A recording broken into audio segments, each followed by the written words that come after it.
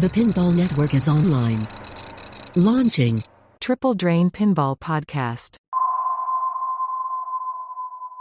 Holy crap. Travis's camera just went out and just came back on. That tells you. So any listener or anybody who's watching this on YouTube, Travis's camera, 30 minutes. That's what it's got. It's got 30 minutes before it shuts off. So that's how long we've been talking since before we just hit this button. So I think we actually had an official meeting before we recorded, is what it seems like. Are we already sick of each other after 30 minutes? Is that Tom? Are you sick of us yet? Yes. Okay. Travis, are you sick of us? Are you? What is that English? Are you sick of us yet? Are you sick? No, too? I love Tom. Tom's an effing beauty. You though, you suck. Oh, perfect. All right, I'm hitting the button.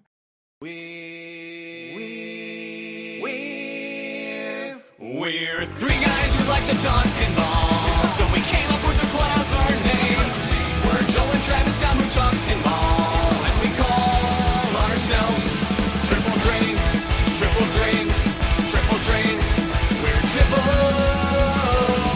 Triple Drain. Best song ever.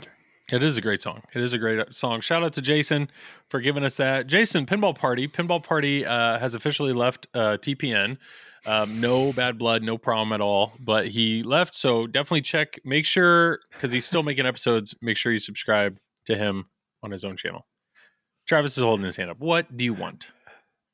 You told me no doom and gloom, and I felt bad for telling you sucked. But then, as I raised my hand, you went straight to something else that's doom and gloom. That's not doom and gloom. I don't know what to think right now. Jason's still doing his thing. He's just doing it on his own. You just announced it. He's doing his. This is not new news. He's doing his own thing. Just make sure if you guys have enjoyed Pinball Party, he has his own. It's his own separate channel. So shout out Jason. Appreciate it. God, Travis, what do you want? I extended my apology to you. You just went right over it. You're like my wife. I say I'm sorry, and you just go off and do something else. You want I forgive you? Are those the words? No, you're looking for? I just want to be heard. That's all. I hear you. Okay. And I see you. I don't think the bouncing hand will carry through to the final video, but I wish it did, because it's great. It's the only way I can get your attention. Oh boy. All right. What was it? Tom has like an air horn sound. Didn't you do that once? You used your soundboard to that's how you got. But I don't have it here anymore. You know, I just noticed, guys, we messed up. We talked for 30 minutes and we forgot to type out. I got it. I got the roadmap. I got it right here. Oh, yep. God help us. What would we do without Joel? You would. You'd function. Probably be more successful. I bet you could do it. You could do it for sure. This is the Travis podcast. Hey, remember originally it was going to be a Tom Graf solo podcast. It was. And then it became a Tom and Travis podcast. And I somehow inserted myself into the mix. So, the what ifs, what could have been. We felt bad for the stray. What can we say? Imagine me talking for like 30 minutes. 30 minutes exactly. There wouldn't be a 2-hour long podcast. That's for sure. There's zero chance at that. But all right, well, topic number one on our list was Venom. There have been more and more people have played Venom, and it has been entertaining watching the people's thoughts. It has been entertaining watching people's thoughts on their first initial experience. I've seen some that are really good. There's a lot of LE buyers out there that are like, this game's awesome. They love the way it shoots. I think somebody said like this, they feel this is like one of the best fan layouts ever. I know Hottie, Frisco Pinball, just got his. He's raving, loving it. But then there's other people, whether it's on Pinside or, huge shout out to the only Kerry Hardy. Kerry Hardy made a video on his initial impression on Venom. Kerry actually used a clip from my streams. He also used a clip from the Pinball Company, Travis's video on supporting his views. How did that compare? Yeah. I'm curious. Yes. Notice he didn't use any of my clips. Yeah. He should have just got all 3 of them in there. But Kerry had the view of he has not enjoyed Venom. And I am shocked. And Kerry talking bad about a pinball game on his YouTube channel? No. Yeah. That doesn't happen. So I know, I get it. I get that the initial reaction when Venom was revealed was that it was wide open or there wasn't much there. And I will say, Zach at Flipping Out just recently swapped out the Venom Pro that I had for a Venom Premium. And now that I have one here in the house and actually looking at what's going on in the background there's a lot of mechs actually there for the up-down ramps and the diverters that are needed for the game to change the way it does. There's a lot of mechs back there that you don't even realize are there until you play the game. So are there obvious mechs, stuff popping out of the playfield and whatnot? It's not as obvious as some other games out there on the market. But once you actually play the game and realize how different it shoots depending on your character, I don't know. I now see the value or see what is added with the premium in LE. Travis, I know you have a premium at the pinball company. Do you agree with that? I mean, and I know, Tom, you've played the premium, but I don't think you've played a pro, right? Yeah, I've played pros. You've played both? Mm-hmm. Do you see or do you feel that there's a big difference between the premium and pro? I mean, there's a significant difference. Yeah, I mean, because you have, just like you said, you have all the mechs in there that change your paths and shots and everything. So, but I kind of like the pro better. Oh, okay. And why is that? Yeah, just a little more wide open. You can see the shots better. That's main reason. I wish they did the doppelganger in the pro. Yeah. That is a fun mech. Doppelganger in the pro is a wide open shot. It's one shot. Doppelganger in the premium is 3 into small targets, and it makes it a challenge. Like actually hitting the right target is a challenge. While the doppelganger on the pro is like, boom, you just hit the wide open shot. Very easy. Travis, you've played both. You've had more time. No, you haven't played a just premium. the pro. Yet. We have a premium, but I just stare at it and walk by it and go to the pro.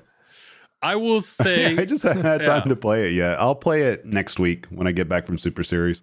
I'll play it to get prepared for the Start and Pro Circuit Championship. I'm going to pick it the whole entire time.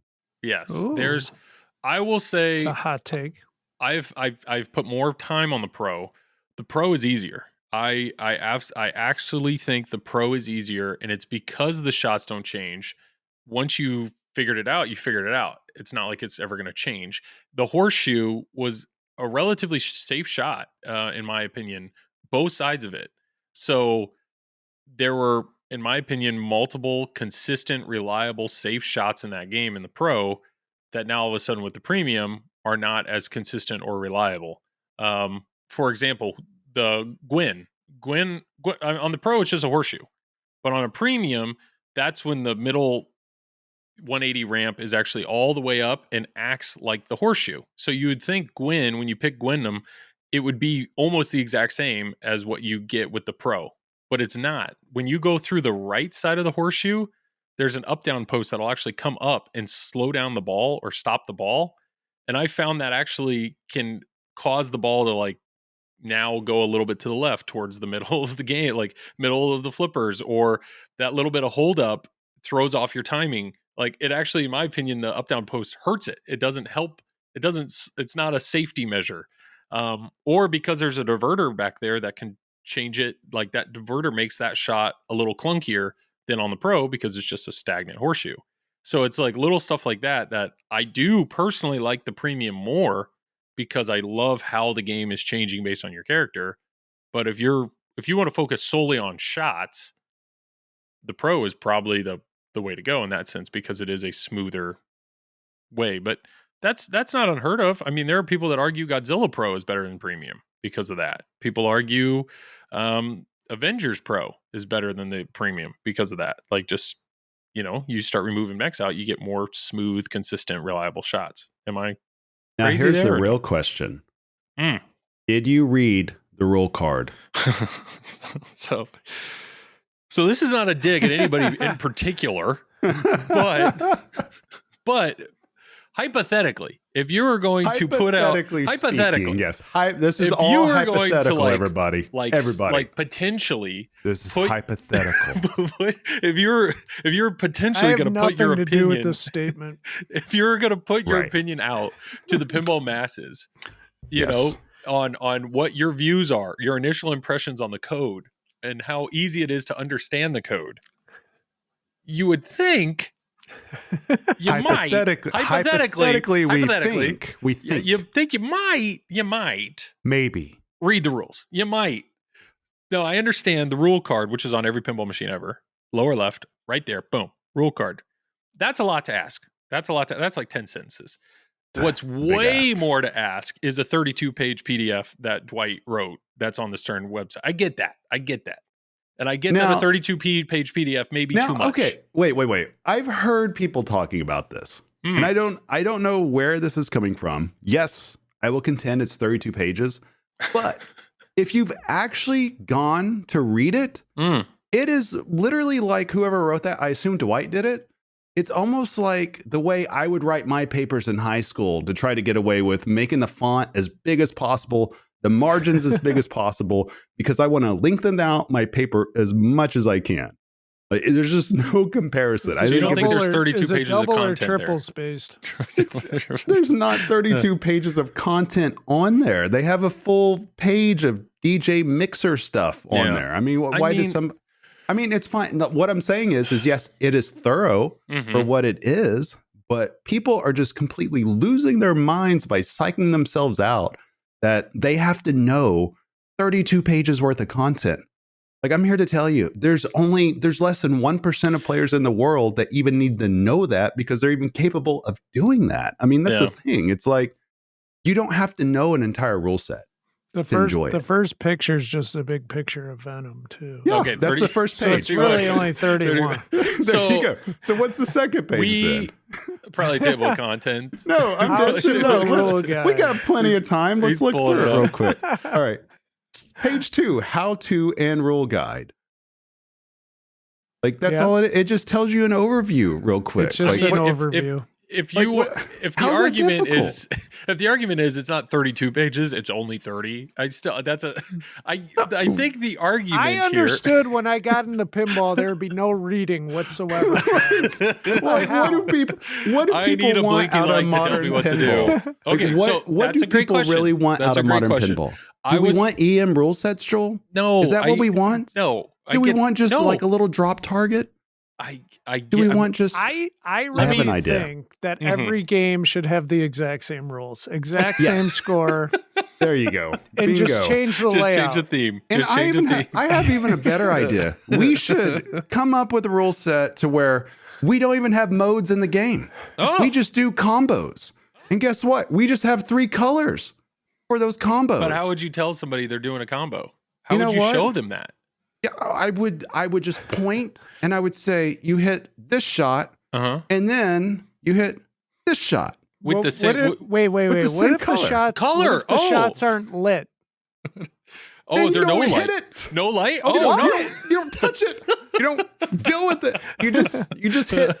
That's what I would do. We should do a rule set. Yeah, we should do a rule set with 3 colors. And then you know what? Yeah.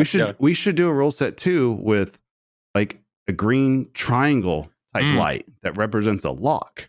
Does it say lock? I think it says lock. And then you hit it.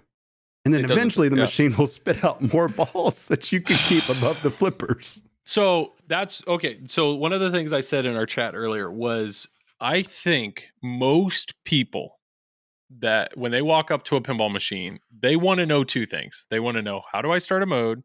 How do I start a multi-ball? If you're a tournament player, then you go like, how do I get a playfield X?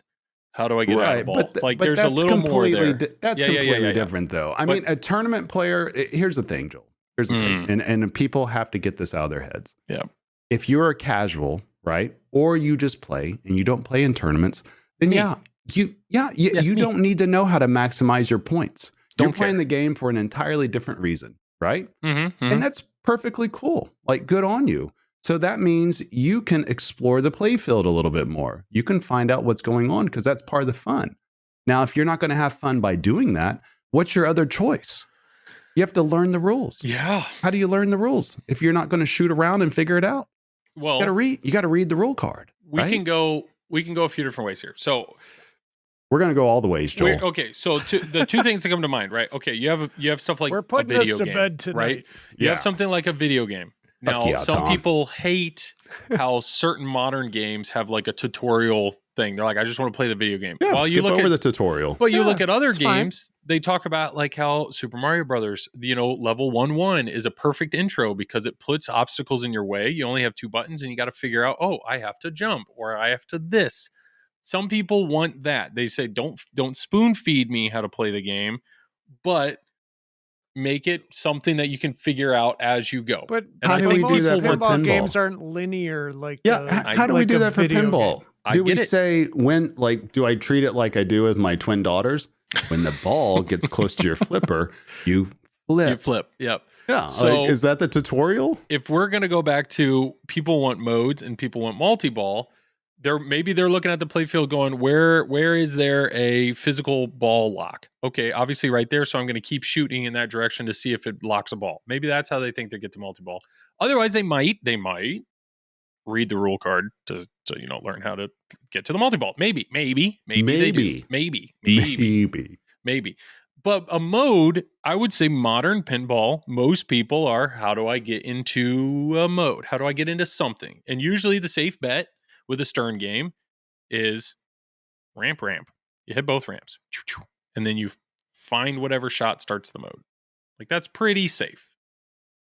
Unless it's Rush and you got to, light a record and all that, right? I mean, that's... Or Walking Dead or Avengers. But now, James Bond code, latest James Bond code, you don't even have to do ramp. It's just one ramp. One ramp starts a villain Right. mode. It's like a bozo villain mode now. Straight in the Just villain one mode. time Yep, and you're one in ramp. it. Yep.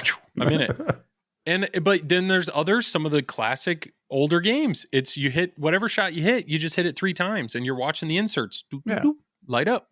So I get that those are certain like staples that it's like, well, maybe it's this, maybe it's that. Well, guess what? Venom is not that.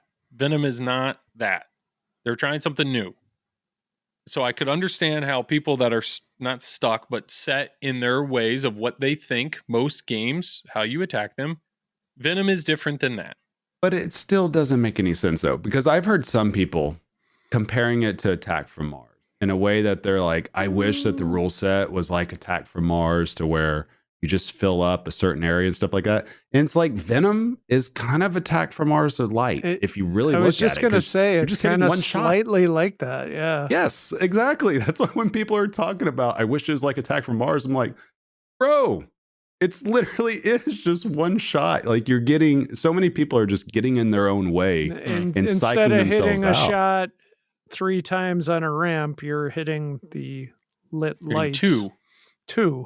Yeah. hitting You 2 just hit shots. one shot, and then you follow it, you hit it for a second shot. Yes. That's it. But that's all you need. That's it. And you 6 said shots. you threatened to read the... Do you have the card? You don't have the card. I You have it right threatened in to read front it. of me. I didn't just threaten it. It's a promise, Joel. So what We're is the gonna- wording on the Venom card that explains Okay. the mini modes? Because that's literally the base Okay, of the yeah. game, and people can't wrap their head around it. It literally says battle modes, Mm-hmm. complete color-coded mini combos to collect lights in the grid.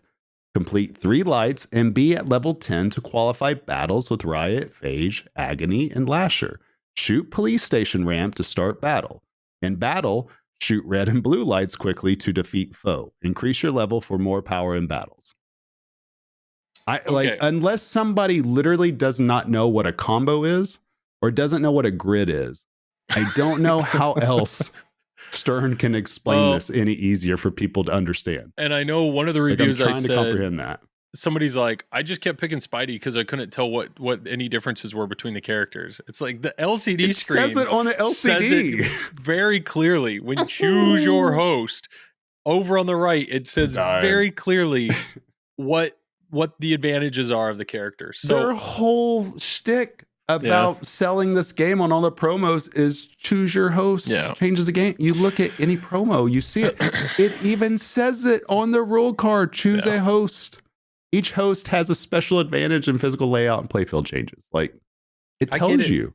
I get it. I mean, and like we weren't Tom, we what do weren't we do? we weren't What do we singling do, anybody Tom? out. What's We the weren't answer? we weren't singling I don't anybody know. out. But I will say, I do like at the end of Gary Hardy's video, he admitted to not reading the rule card. So, I agree.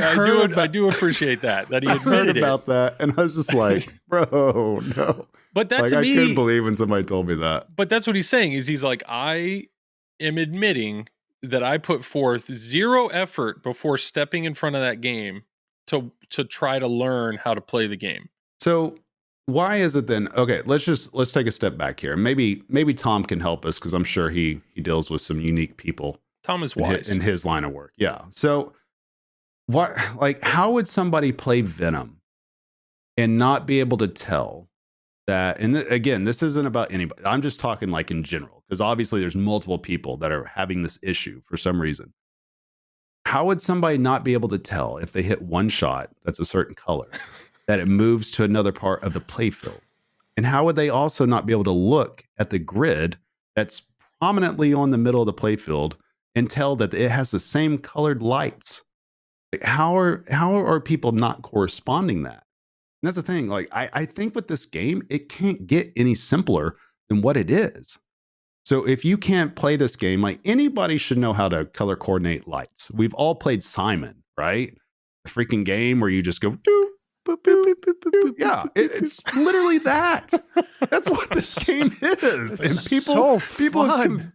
People have convinced themselves they have to know like all these different combos and memorize it. Hell, the combo stays lit for what, 10 seconds? It stays lit forever. It gives you plenty of time. The whole game is designed for you to get through it. It's completely designed for you to win. And it's like, if you can't understand it from the very base, I don't know. Well, because compared to anything else Stern has put out, I don't think it's that complicated. All things considered. Because yes, I will go ahead and say that some games I could see how it'd be extremely confusing for a casual to come up. And I think even Venom, it would be the same thing for somebody that's a complete casual that doesn't know how to log in, that just wants to throw in a couple of quarters, bat around the ball. Yeah. But we're talking about people that consume pinball content, that listen to podcasts, that watch videos, that go to shows. I don't know how more dumbed down that this can get for people to understand. I really don't. And I think people are just getting in their own way with it, that they've convinced themselves that pinball is just so complicated that they don't get it. And they're not, for whatever reason, they're not taking a rule set, right? Because like we talked about earlier, we're talking about 31 pages, right? You don't have to know the whole thing. You can segment it out. All you have to know is, how do I start a mode? That's all you have to know. Well, Tom's got the answer. Yeah, He's ready. it's like that's all you have to know. Then how do you start a multi-ball? You can't start a mode in Venom, Travis. But that's the thing. And that's the whole point. There's not even a mode there. So it should be so much easier to understand because it tells you on the rule card. Where people should get confused, which is perfectly fine, is if you do start a mode in any other game, you may not know how to play it properly. You may not understand the sequences, the scoring, what doubles it. Yeah, that I get. But we're talking about just simply just hitting basic shots at this point with Venom. Yeah. Sorry, Tom. Go ahead. You're a beauty. I don't know what I was going to say.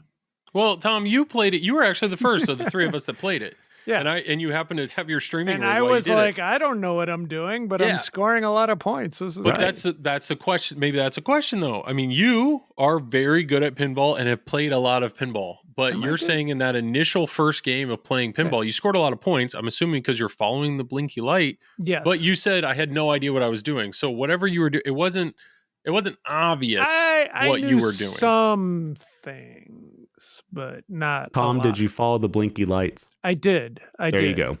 That's literally 80% of the game. Did you coordinate though? You figured it out. I hit a blue shot, and so now I should hit the other flashing blue shot. Did you correlate those, or you just saw more shots? So you just kept shooting It's been a while since I first played it, but there's video evidence. So yes, we could go back and see it. We could. Well, I will say, I mean, I think it is. Theoretically, you could knock out your mini modes, your combos, your 3 combos very quickly. You could do it in 6 shots, or if you do the skill shot, you could do it even less. 5 shots. That's if you're starting from scratch, if you're starting for level 1, I could understand the confusion of, okay, I did that, but you can't do the battle yet because you don't have enough, of course. I could understand the confusion at that point. If it's your first game, yeah. But we're talking about people that have played it like 8 or 10 or a dozen times. Yeah. They're still confused. That part I don't understand. I don't know what's going on. I think when I played it at first, the most confusing thing was like, okay, I I got my locks, and now like how do I get another lock? I want to lock Yeah. the ball again, for More Mayhem combos. multi-ball. Right. Yeah. But it wasn't drawn out to me like that. Usually it's like you got to do this to get your lock. Well, yeah, you hit 2 stand-up targets that say light lock, lock, exactly, something like that. Yeah. Or you hit I the get it. lock shot, but Well, there was nothing lit. The other thing is, I think might be confusing to people is the whole Mayhem multi-ball where you have to hold that button right away to cancel out the multi-ball from starting. Now, I could see a lot of people walking up to a game like, oh shit, what the hell just happened? How did he get 6 balls and I only got 2? That kind of thing.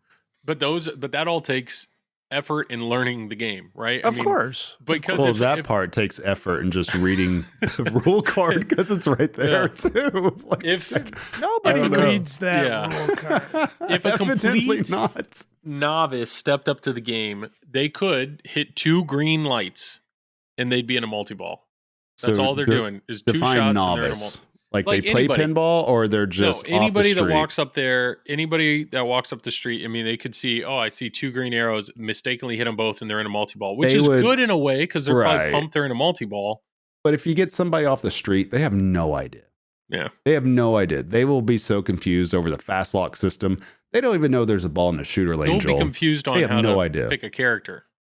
You'll see it. They'll just flip around and then they'll look down. There's no ball going. They'll look up. They'll look here. They'll look back down. They'll flip around some more. They'll push the start button a few more times. That's what happens every single time. What if they did this? Okay, they have an LCD. What if they had, Joel or Travis on there and say, hey, this is, I'm yada yada person. This is how you play Venom. And then like they take you through the game on the freaking LCD and explain things. A quick tutorial? A quick tutorial on the game. Yeah, I think Stern can do that technically now if they wanted to, because Carl has all those little mini screens that goes up for him, right? Well, yeah, and why can't that be really part of quick? the But I'm saying like an actual person, like have Jack Danger, like, hey, this is Jack Danger. I'm going to show you how to play this. Blah blah blah. The problem is how could somebody hear that? On location? Yeah. You know what I mean? Like, buy a Stern headphone kit for $100. Yeah. I think it would be cool if they would actually put the tutorials at the double flip buttons or whatever, instead of going through the menu and playing, like choose a tutorial. That way you can go through it. Maybe it can be voice narrated, something like that. I think that is sorely needed, especially for home users, because there is some things that people don't understand. But again, that goes back to, you run up to your bartender and you go, turn that fucking music down. I gotta hear this shit. I gotta learn how to play this pinball game. I mean, it's like this ping pong game. Pinball rule sets are just a weird thing though, because people want deeper games. There's one section that wants deeper games, and they should be deeper because of the price of them. You don't want something super shallow. Who wants to pay 10 grand for something and you're done with it in 2 days? Then you got another group of people that they're not going to buy the game new in box, but they want the game to be super easy to understand, and they're just going to go play it on location. Like, that's what they like. Mm-hmm. Some games are like that. Some games aren't. But to me, it's just like, people just have to understand that when you play pinball, you don't necessarily have to know everything with the pin. Yeah. You don't. No, you definitely don't.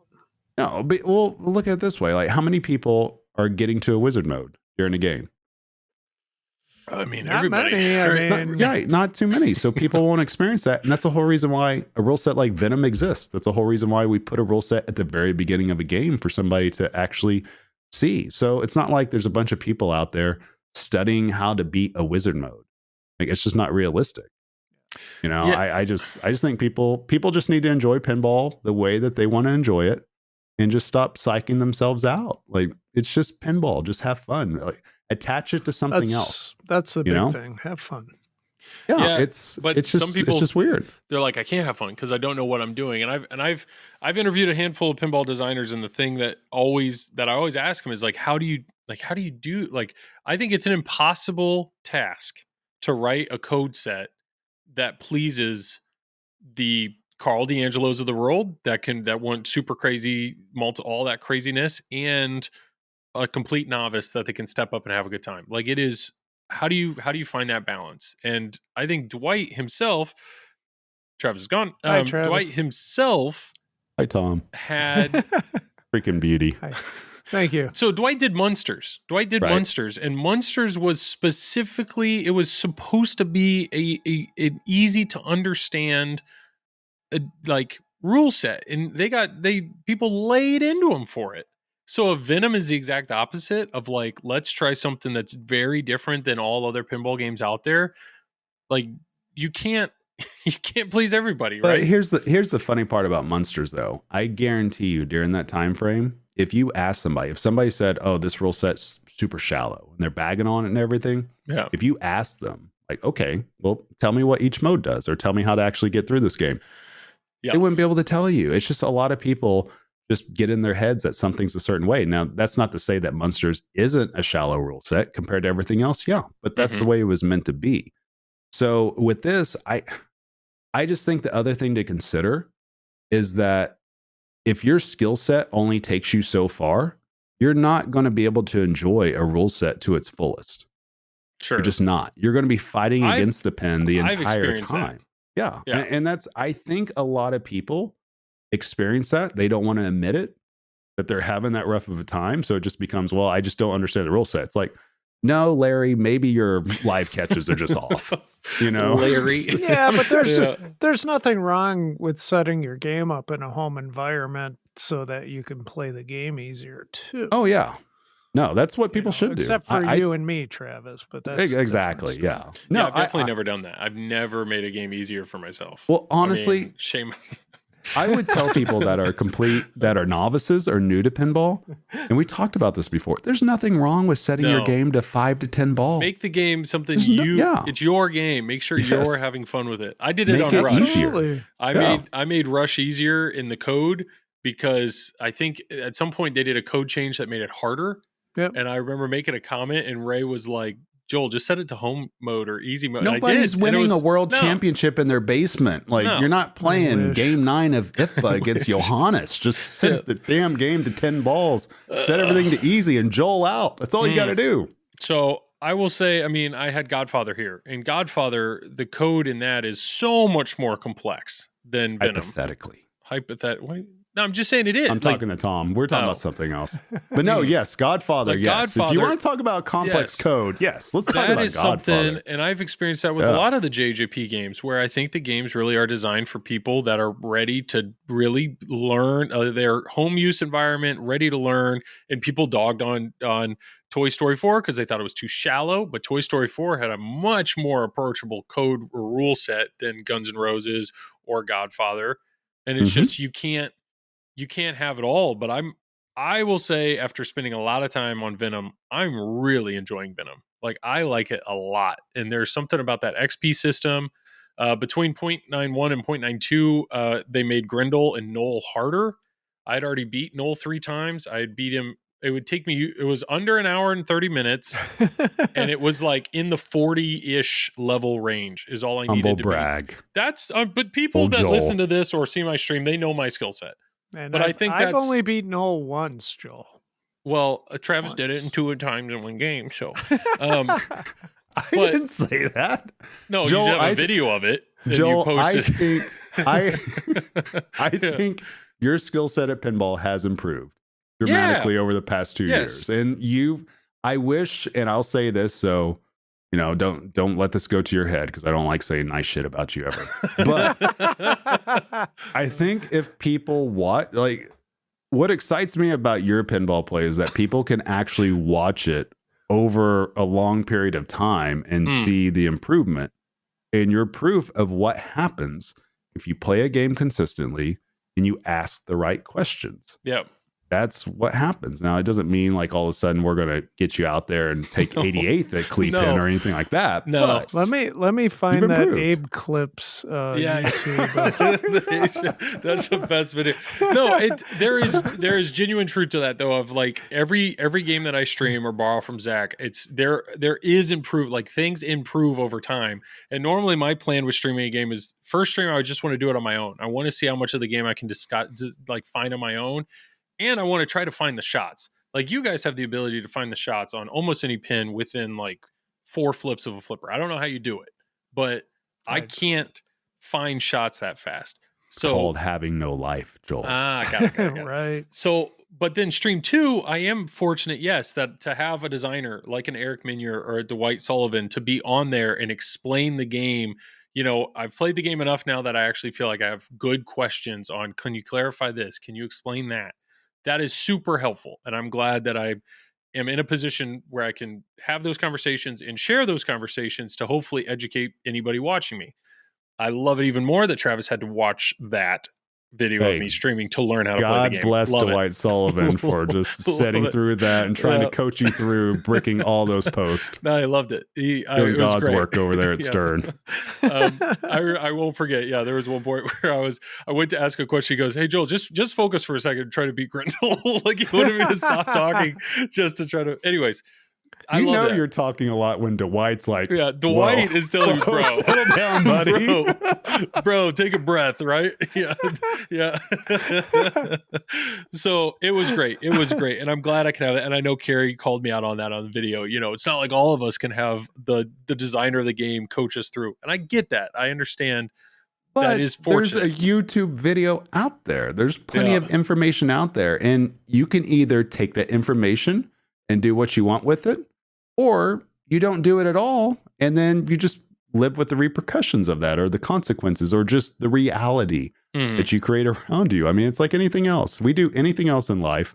We don't put any effort towards learning it. We just want to know it. Yeah. How's that going to work? Like it's like my kids. Whenever they come back home and they're just like, I don't understand this in class. All right, Carter, have you read your textbook? No, Dad, I haven't. I'm like, okay, well, Let's you start know, maybe there. you want to, let's start there and then we can go. But that's cool. If you don't want to read, then don't read, just play the game. And then I guarantee after 15, 20 games, you're going to start figuring out what's going on. Yeah. Like that's pinball. That's what you do. The only time that's really frustrating though is if the layout of the game is super hard, because then you're playing the game 15, 20 times. You feel like you barely did anything because you just keep draining. I don't think Venom is that case. Venom, the layout is relatively forgiving. It And wants open. the ball. Yeah. Yeah. So it's, Eddie you wants the should, ball to go to your flipper. you should be able to discover this game easier than others. But one of the questions we're going to address later on is what are our favorite games. And I think that's going to tell a lot about us, because that's one thing I love about pinball is there's such a variety of games out there that some people are very attracted to very easy to understand rule sets, and they may be, that's where a game like a Medieval Madness or something that really screams to them. Oh my gosh. Now I see why Dwight said what he said. I can't hold that pose anymore. Well, we should do that right now. You just want to go right into it? Hell yeah. Okay, I mean, I don't all see right. it on the production notes or anything. It was thing number 4 in my head, but it wasn't. What was number 2? Your mom. Okay. So, Burn! got him. Got him. Wow. And my mom likes you too. I knew her judge of character was shit. Man. How is it Done. taking You be 40? nice to that Joel boy. How is it taking Travis is leaving. 43 episodes He's peeing for in the his first pants. your He's mom laughing joke? so hard. I don't know how that took so long. Oh boy. All right. Damn it. Walked right into that. Shit. Let's just edit that part out. Yeah, I'll edit it. I Let got me a get on that, reputation to uphold. Yeah, let me get on that. Tom, Yes. we gotta go with top 5 games. We haven't heard from you. Okay, yes. So the preface here is Kineticist.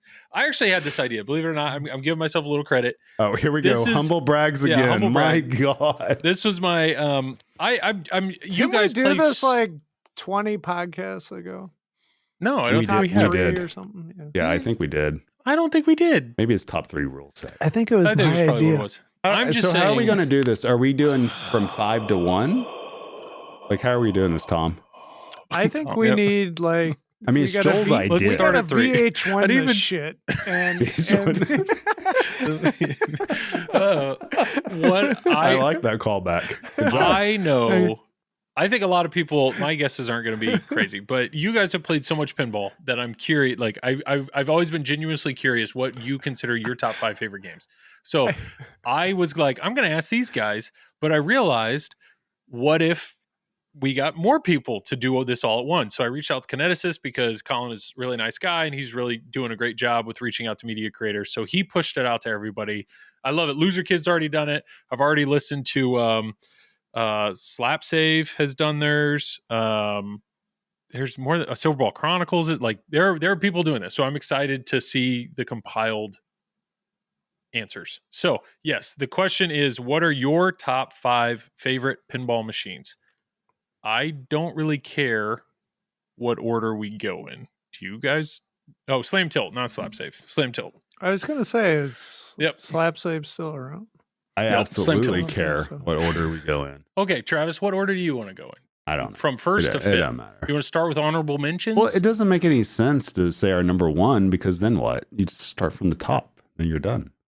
Right? We got to go 5 and down. 5. Okay, I'll tell you 5 is How the did- hardest. how did was the Loser hardest Kid Why one do to don't it? we do. start forget. with 5 Okay. and then each of us say Let's just one? copy them. How'd they do? So 5, they didn't. I don't feel like they actually did their top 5. I think they did 5, but they kind of split it up between designers, and then that's how Silver Ball Chronicles did it. They've had stories about 5 designers, so they did their favorite pin of 5 designers, and then Slam Tilt said their 5 least favorite pinball machines. So I actually haven't heard anybody do an authentic top 5 pinball So what you're machines saying yet. is Well, we're gonna nobody's do it listening to your right idea. here Yeah, and pretty now. much.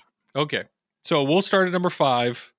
Number- And we're gonna go number with- 5. Perfect. Tom, what is your 5th top favorite pinball machine? Number 3 will shock you.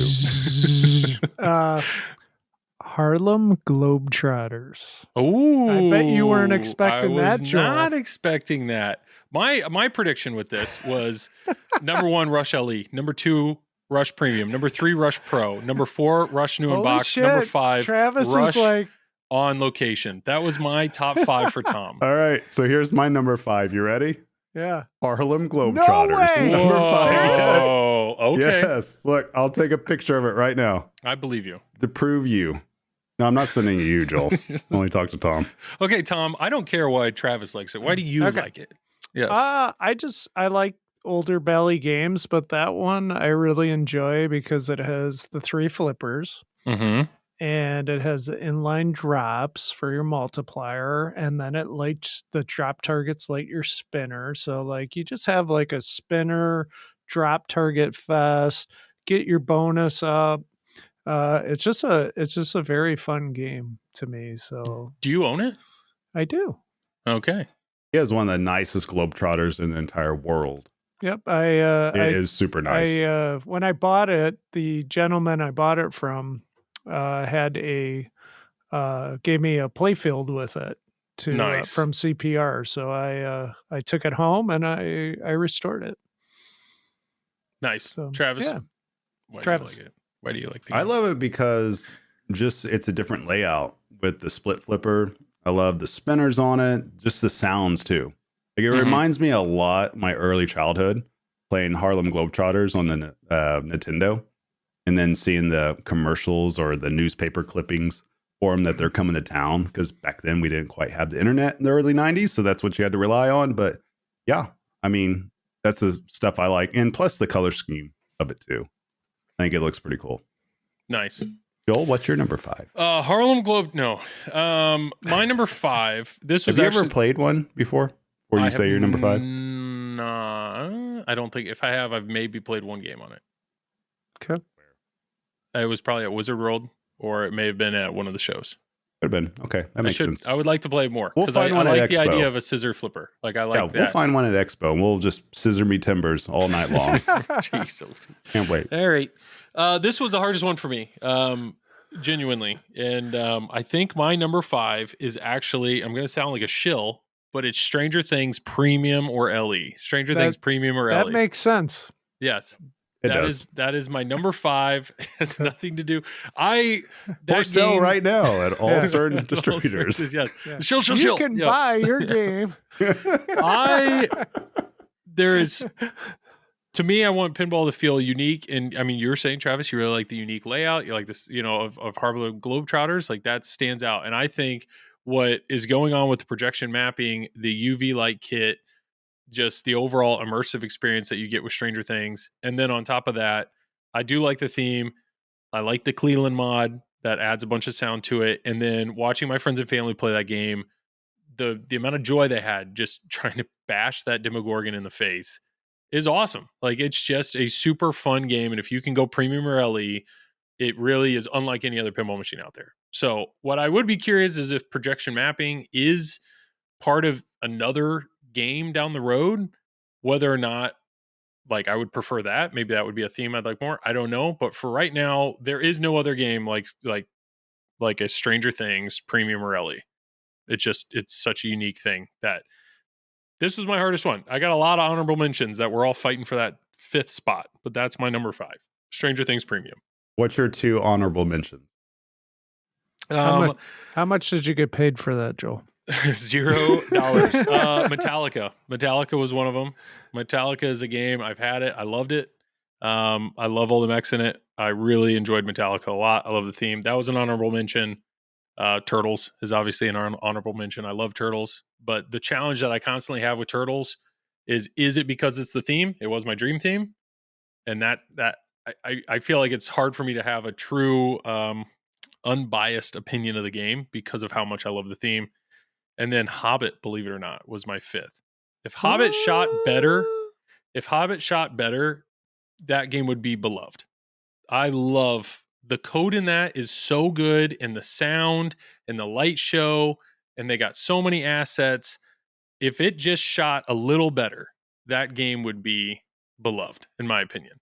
So all that though wasn't enough to overcome the layout. All that wasn't enough to overcome the layout for you. It was the one thing that the one turnoff from Hobbit is when I had it, none of my friends and family played it because they couldn't understand it.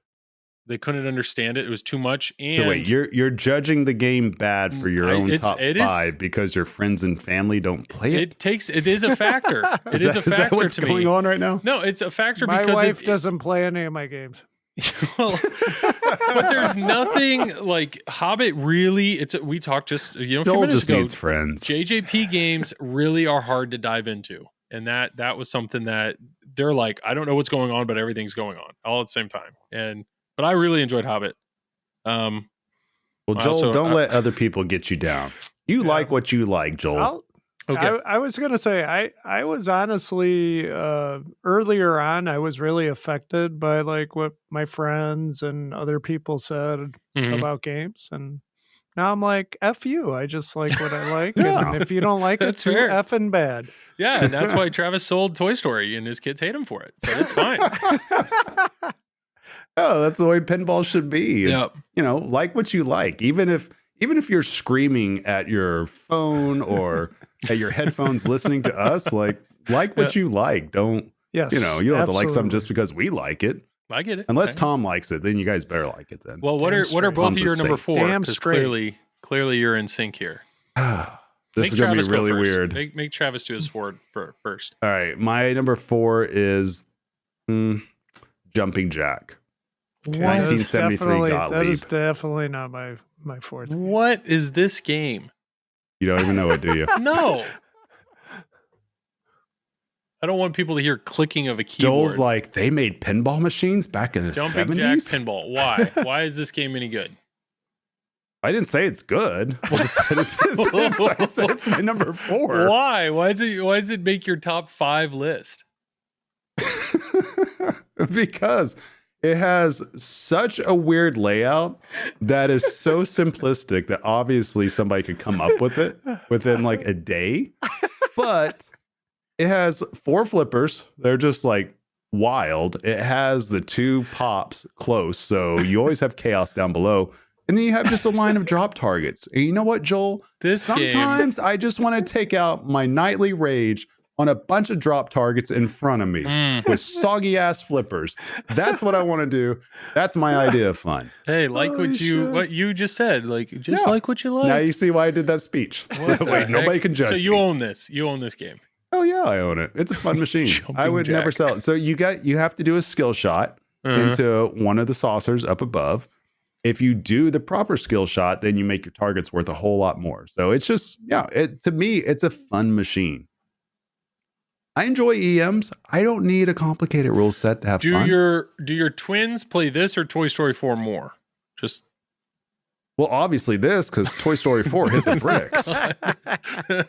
oh, okay. Hey, this is your list. This is your list. Number 4, jumping. You be you. Yep. Tom. Tom, is Yes. your number 4 jumping jacks? That's It going to is- it freak is me the F not. out. It is not an EM. I have no EMs on my list. Otherwise, I would have put High Card on it or like Doodlebug or something. Jump Sky Free Fall. I don't know. Okay. I wonder if Why Joel. is do everybody you think, looking at me funny? do you think Joel? 'Cause it's your Because you're turn. supposed to be telling us Has number Joel 4. ever played an EM? Yes, I've played an EM. Joel Yes. just now discovered what an EM was. That's not just like 5 minutes ago. Oh boy. Joel, okay, can you name 3 EMs? All the Just ones 3. he just did. I knew Doodle. Yes. Those Doodlebug, are- no, Grand the 4 Prix. we've mentioned are off. Okay, Yeah, Grand Prix. Grand Prix. Grand I Prix is know a good everybody one. Loves That's that. one. That's What one. is it? Centigrade? Okay, Center Centigrade Grade what? 37. I don't know. Or I just know that 38? people Which love one that do you game. like? They love the way 37 it or 38, looks. Joel? 38. Why not? Let's go with that. I just said it. And I knew Doodlebug because I remember that's like got a lot of love. I already said that though. I know, but I actually knew that one. I actually knew Okay. that one. Oh, okay. Bronco. Bronco's one. Okay. Yeah. That is Yeah. fun. How'd you know We'll that? I let own you a live. Bronco too. I don't care. I don't. We would have given you Uh, high props if you would have said volley, but you did not. Volley, I do know. Volley, yeah. I watched that at Expo down at for finals. That was Are you awesome. fucking kidding me right now? What? Volley was the final game of Texas Pinball Podcast Expo. is over. It's also, that is true, Joel, but Is it behind him? no, Joel. What? $5 volley. He Oh, doesn't yeah. know. He doesn't No, know. Fox Cities. I know it District now. A2, worldwide He knows it phenomenon. I know it now. The- I'm The telling you, I'm world going. knows it, but I'm going But from not my Joel. personal experience of sitting in the room watching the final game Oh. of Texas Pinball Expo. Joel's on been in a Volley. pinball shelter. My God. he Okay, still number has 4, no Tom. clue. Number Okay. 4, Tom. All right, here we go. Stern Volley. Spider-Man. Oh yeah, Okay, yeah, We've talked yeah. about I Used can to see be that. my favorite, but it's now fallen to Ooh. 4th. Drop down to 4. How long ago was it your Because favorite? everything just, you ask me next week, there could be 5 different games. Okay. Why do you why- like yeah. Spider-Man? I like the layout. I love the flow of it. I like playing multi-ball over and over again. I like the simplicity of it. I just really like it. I just like I Solid like answer. that Steve Ritchie flow Mm-hmm. kind of stuff. That's a solid pick. That's a game I wish I had. I want to get one of those in the future. It is a very fun game. I enjoyed streaming it. My Ooh. brother enjoyed streaming it. Which version though do you guys like? The I've only comic had book the Vault. version or See, I like Spider-Man? I like version? the original, but I mean I like the comic too, but I like the original better. I'm a Tobey Yeah, see- Maguire fan. That's kind of, yeah. I went to liking the comic book, but now that Tobey Maguire's officially MCU, I'm back on board with the original. Back I on need that. board. All right. I'm sure he cares. My number 4 is Medieval Madness. Medieval Madness is the only game on my list I haven't owned, and I know the 2 of you guys, Tom has, it's gone, and I know Travis Don't mess doesn't with- care. It's not a tournament. It's not beloved in the tournament world. I mean, it is It for is like and it local isn't. events and stuff like that. Yeah. It's just too samesies for me, but it's I think it's a cool machine overall. yeah. though. Yeah. Cool theme. Cool It- toys. Exactly. That game, it's a game that I've had fun every time I've played it, and it's also the game that my friends and family have had the most fun. That's the one they remember. That's the one they ask about. That's the one they want me to own. that is, I think there's a reason it's in the Pinside top 5. I feel like we forever. need to get your wife here, and she can do the rest of your list. The castle toy is probably one of the coolest toys in pinball. Yeah, it's pretty cool. Yeah. So that's my number 4. I like the lock mechanism with it more than anything. Like, it's cool that they have a lock mech along with the castle. Like, that part's cool. We don't see that too often anymore, where it's just one mech all together like that. Yes. You know, it doesn't happen often enough. I mean, it still happens kind of, but yeah. So I'm not going for the humble brag, but I did interview Brian Eddy earlier this week, and we talked about I knew this was coming. We talked about Medieval Madness, and what I realized how great the castle is because initially the door is up and you hit it and then it comes down and then you're bashing a gate and then the gate goes up and then now, I mean, it's like, it's a bash toy that has different states and it's obvious, you know what you're doing. You don't have to tell anybody what to do in Medieval Madness. Like, you see castle, you hit it with a ball and then you notice the castle moved. So you want to do it more. And if you mistakenly hit it to the left of the bridge or the gate, now you've locked the ball. Oh, apparently that's what I have to do for multi-ball. Now, on top of that, there's some really cool ramps. It's just fun. And then the troll, like, nobody sees that coming. Boom, trolls pop up. Oh, what am I going to do with those? I'm going to bash those. Like, it's just, I really enjoy it. Did you talk about Shadow? We did. It's a good, you should give it a listen. Give it a little listen there, Tom. I will. Set aside an hour of your day. Once you watch my streams, I'll watch yours. My streams are a little shorter than yours. Just a tiny bit. Tiny bit. I watch your finals. You can at least watch $5 volley. Oh, okay. I got it. Jeez. That was my 4. Okay. I'll go ahead and do 3 because I haven't gone first yet. 3, sure. This is no shocker. It's Cactus Canyon. Cactus Canyon. I just bought it. I really, really love that game. It's another game where it's just easy to understand. It's a lot of fun. It's a game I've beaten, but yet I'm still drawn to it and looking forward to playing it more. Quick side tangent. Josh Sharp, he did say on Pinside that they're still working on the Lyman code. And if he had to make a guess, he's hoping the Lyman code would be done by summer of next year. So we got time. But it is interesting owning a game. So will the games be out by then? Yeah. Well, yeah, all the LEs. But it's interesting owning a game knowing that there's a chance that there's going to be a huge code change coming down the road. And did Josh say when my Pulp Fiction LE is going to be done? He did not answer that. No, he didn't say that. But I genuinely love the code the way it is. And it's just, that game it's beautiful. It's a lot of fun. And that's a game that was not on my radar whatsoever until I actually borrowed it and played it. And now I own it. So that is my number 3. I know for you two, that game is way too easy and probably pretty boring, but I'm a fan. Hey, it has pistols in it. Pew, pew. Yep. Pew, pew. Good times. It's got one of the best toppers in like all of pinball. The topper's awesome. Oh, the topper's pretty cool. Yeah. I can tell you're What does both it do? I don't even know what it does. What does it do? I've seen it when once. When you do any like of the quick Bart draw, when you hit Bart or any of the quick draw targets that pop up, he actually knocks back. So you hear this like knocking sound. So it's actually like a audible and physical interaction when you're shooting the guys, which is pretty cool. And then his arms move based on draw and whatnot. It's actually really pretty neat. And there's a whole mode. There's a whole topper mode. But that's my number 3.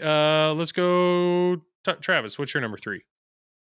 I will say my number 3 currently is Godzilla. Stern Godzilla. I can't do a cool Godzilla. No, do you please have a good do Godzilla that again. Oh, there. What was that? Was that a cat? All right, Godzilla. Yeah, decent game. Yep, pretty decent game. Yep. Why is it your number 3? Why did it beat out it's freaking Jumping Jack? So it's my number 3 because my number 1 is a very sentimental pick. Oh. And my number 2, I can't say what it is yet, but then you'll understand why it's my number 2. But Godzilla used to be my number 2, and then it got switched around. But it's an awesome game. It's fun. I enjoy the theme itself because I grew up on Godzilla. Hell, I used to have freaking slumber parties with all my friends watching Godzilla movies. We'd have like marathons of just watching it. So I was totally obsessed with it.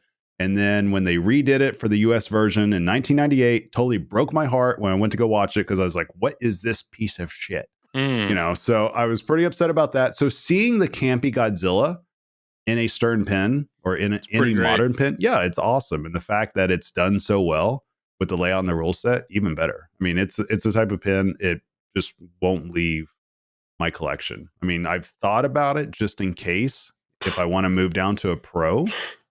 I've thought about it, but I was like, I can't. Yeah, that building's too cool. Everything on it's too cool. The mechs and everything. You know what's also pretty cool about Godzilla is we're in it. You know, That is true. You're going to sell it. Yeah, that comfy is in Godzilla. Easter egg. Yep. Flipper code TDP. Triple Drain Podcast. Check it out. Yeah, that's a good choice. Just don't look at Joel. Just look at me. Tom's the front and center. Oh, Speaking shit. of, Or don't look at Travis. Jeez, Travis It's is just gone. camera just went up. All right, Tom. Number All 3, right. I went with another Steve Ritchie game. Star Trek. Star Trek. Hey, I guessed it.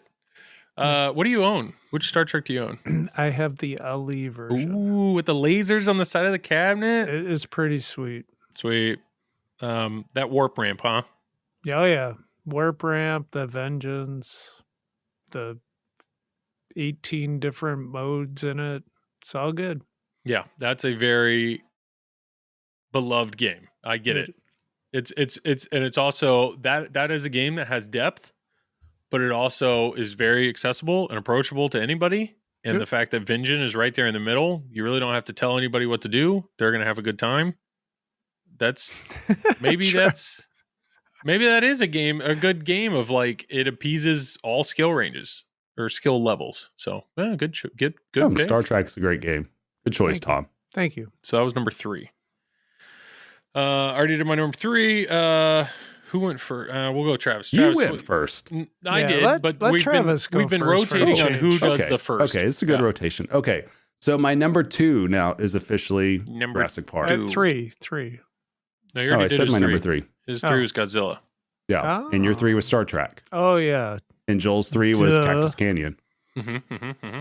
Travis is number 2. Jurassic Park. Yep.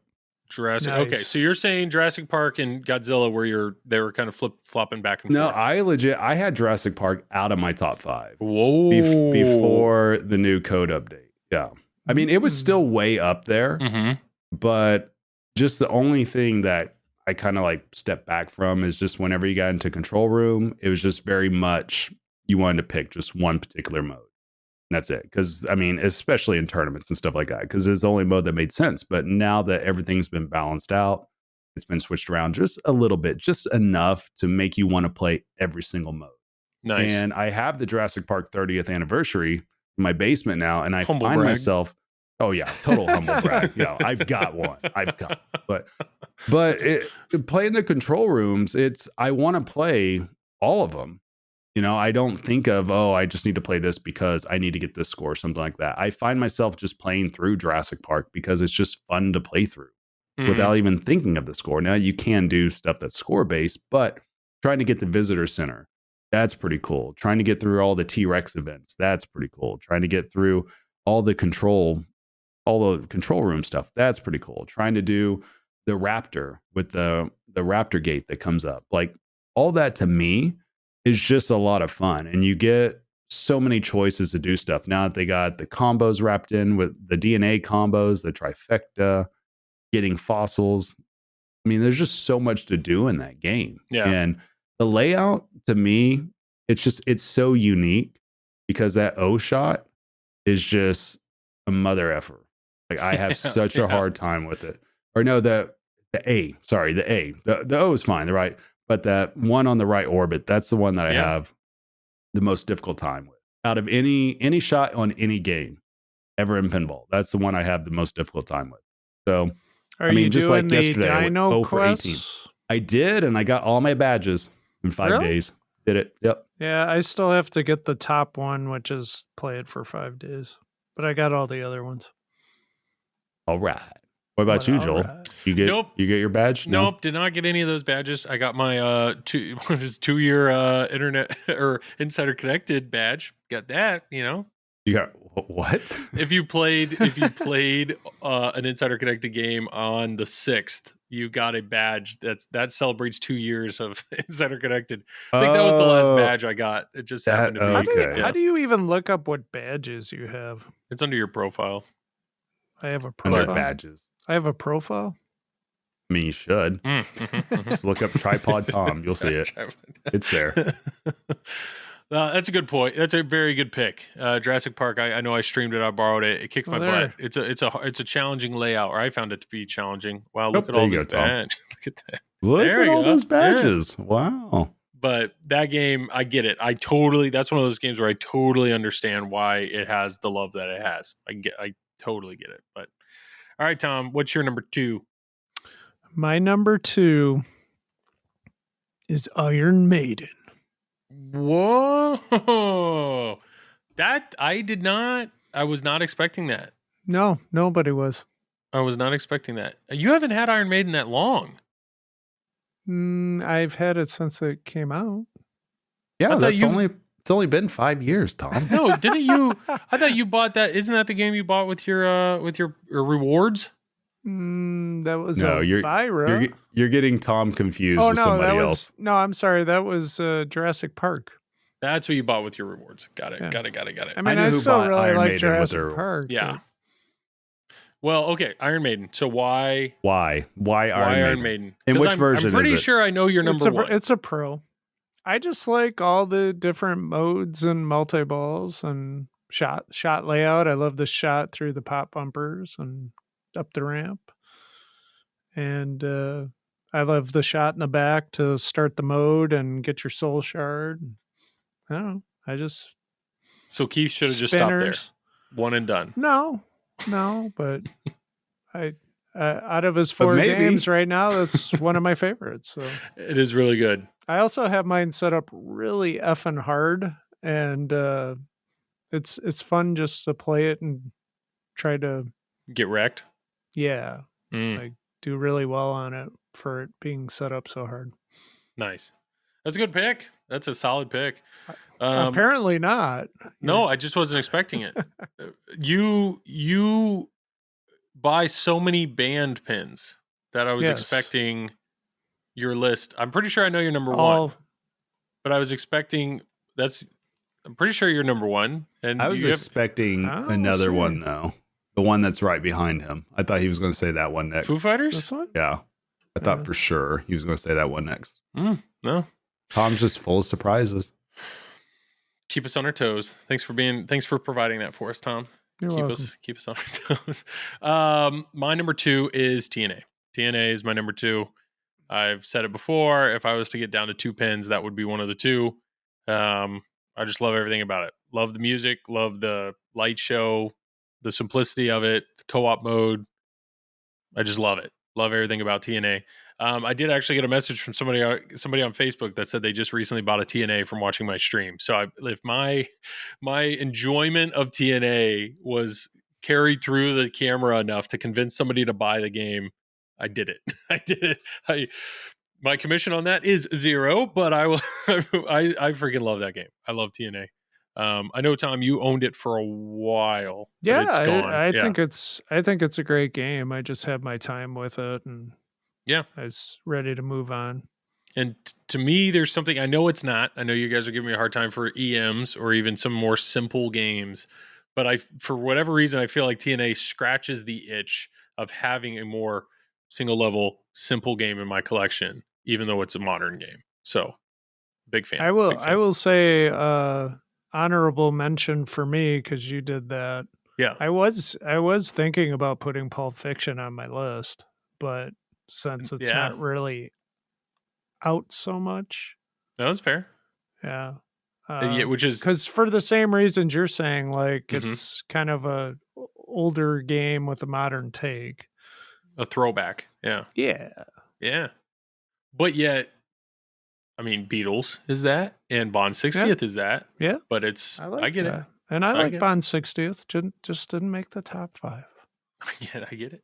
All right. Final games. I think we should guess them. Well, Tom, I think yours. everybody knows is Rush. Yeah. Am I right? Okay. You're right. So what is it about Rush that you love, Thomas? First of all, it's made after the greatest fucking rock band ever made. Enough said. Yeah. Number one. So, I mean, they didn't even have to put anything in the game but the music. So Okay. But No, they did. They put way more in the game than that. no, Yeah. there is a ton to Rush, Mhm. and that's one of the reasons I love it. The code and the layout I think is great. You know, I'll put it against anybody else's games. I know a lot of people hate it, but I don't care. Hey, it's your list. It's your Yeah, list. It's my list. Yeah. Go F yourself. You don't like it?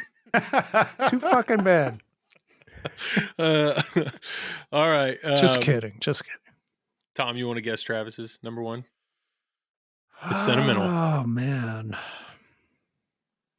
I And don't it's know. not Jumping Jack. He already said it. I know. He sold his Iron Maiden, so it can't be that. His rap version of Iron I don't Maiden think game. do you That was a still have badass do you version still of it. have Star Wars? I don't. I sold that too. Yeah, so it's not That that. was a And fun he one. sold Though. Avengers. I did, but I'm getting Avengers Pro. Mm. Oh, okay. Because Avengers was I thought might have made your list, but it didn't. Maybe not. I don't know. I don't know. I could tell you my honorable mystery. mentions. Okay.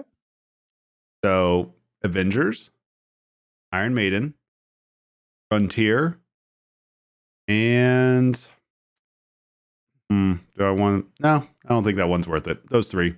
Those are my honorable mentions. Paragon, like Paragon was on my honorable mention. Oh, too. Paragon's fun too. Metallica and Iron Man. I think those are a lot of Nice. fun as well.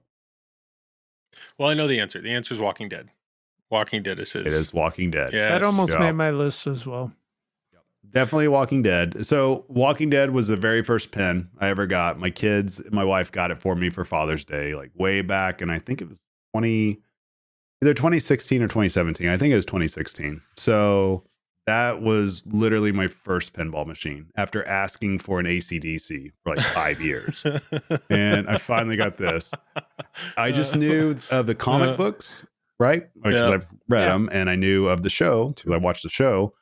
And so Monica was like, "Hey, look at this. It matches up with what you like. Do you want to get it?" So I was like, yeah, cool. So Yeah, I do. yeah, that's what we ended up getting. I had no idea about the rules, the design. I had no idea that this game was supposed to be hard. I was just playing it, and I was like, "Oh, I'm getting over 100 million. This is cool. What do I do now?" You know, I was very much like I said, "Screw it." Didn't read the rule card. Didn't do anything. You just figured it out? Just figured it out. I know, shocker. But no, it was, yeah. So it's just sentimental. I mean, I do enjoy the game. I love the rule set to it. You know, the layout, to me, it's fun to hit. It's a difficult shooter overall, but there's plenty of things to hit at. But yeah, I would say if my kids and my wife didn't buy it for me and it wasn't my first pen, it would probably be maybe number 3, number 4. So it's still high up there regardless. But yeah, that's the reason why it's number 1. That pen will never leave. I'll keep it as long as I'm alive and not get rid of it. Try to keep it running for years and years. Until Spice Nice. Girls comes out, then it's gone. Yo, yeah. The wannabe LE, I'm all in. I Yeah. cannot wait. Yeah. No, that's a great choice. That's a game I would love to borrow one to stream it because I just haven't put enough time on Walking Dead to feel like I want to love it as much as everybody else does because the time I've spent on it just kicks my butt. But I want to get deeper into that code set because there's a lot of people that think it's Lyman's best, and I want to see Pretty good. that. I want to experience that. Any guesses? Any guesses on my number 1? Any I guesses was at all? thinking Godzilla. Oh, great guess. Yep, that would be it. Yep. That was my guess too. Yeah. I still, if I was to go down to 2 pins, it would be Godzilla and TNA. Those are the two that I just think, I don't know. I think Godzilla is, I love the way it shoots. It's a I great love game. watching other people play it.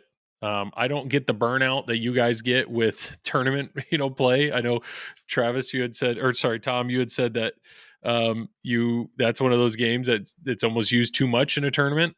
I don't have that. So just for at home play, it's an absolute blast. And it's funny to me how I can borrow a lot of newer games, stream the heck out of them, and then I can step over to Godzilla and within 30 seconds of playing that game, it's like, I forgot why I love this game. Like I forgot. And it's just, it shoots so well and it's so much fun to shoot, campiness, all the things that we all described earlier. So that is my number one. It's such an awesome game though. I mean, overall, when you really look at it compared to anything else that's around, it's just, it's a lot of fun. I mean, it's hilarious. We had somebody in our showroom a couple of months ago, and I told you guys about this, that he was walking through looking at all the pins, and he stopped at Godzilla, and it's a Godzilla Premium, and he pointed at it. He's like, why does this one look different than all the other ones?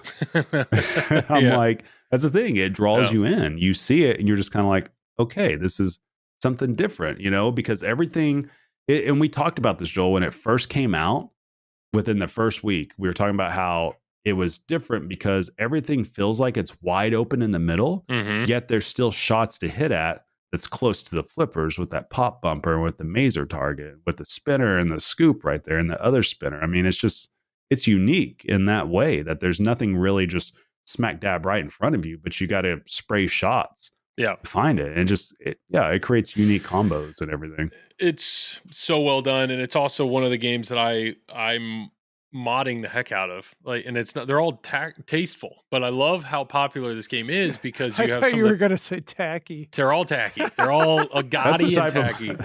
No, it's type of mods to get.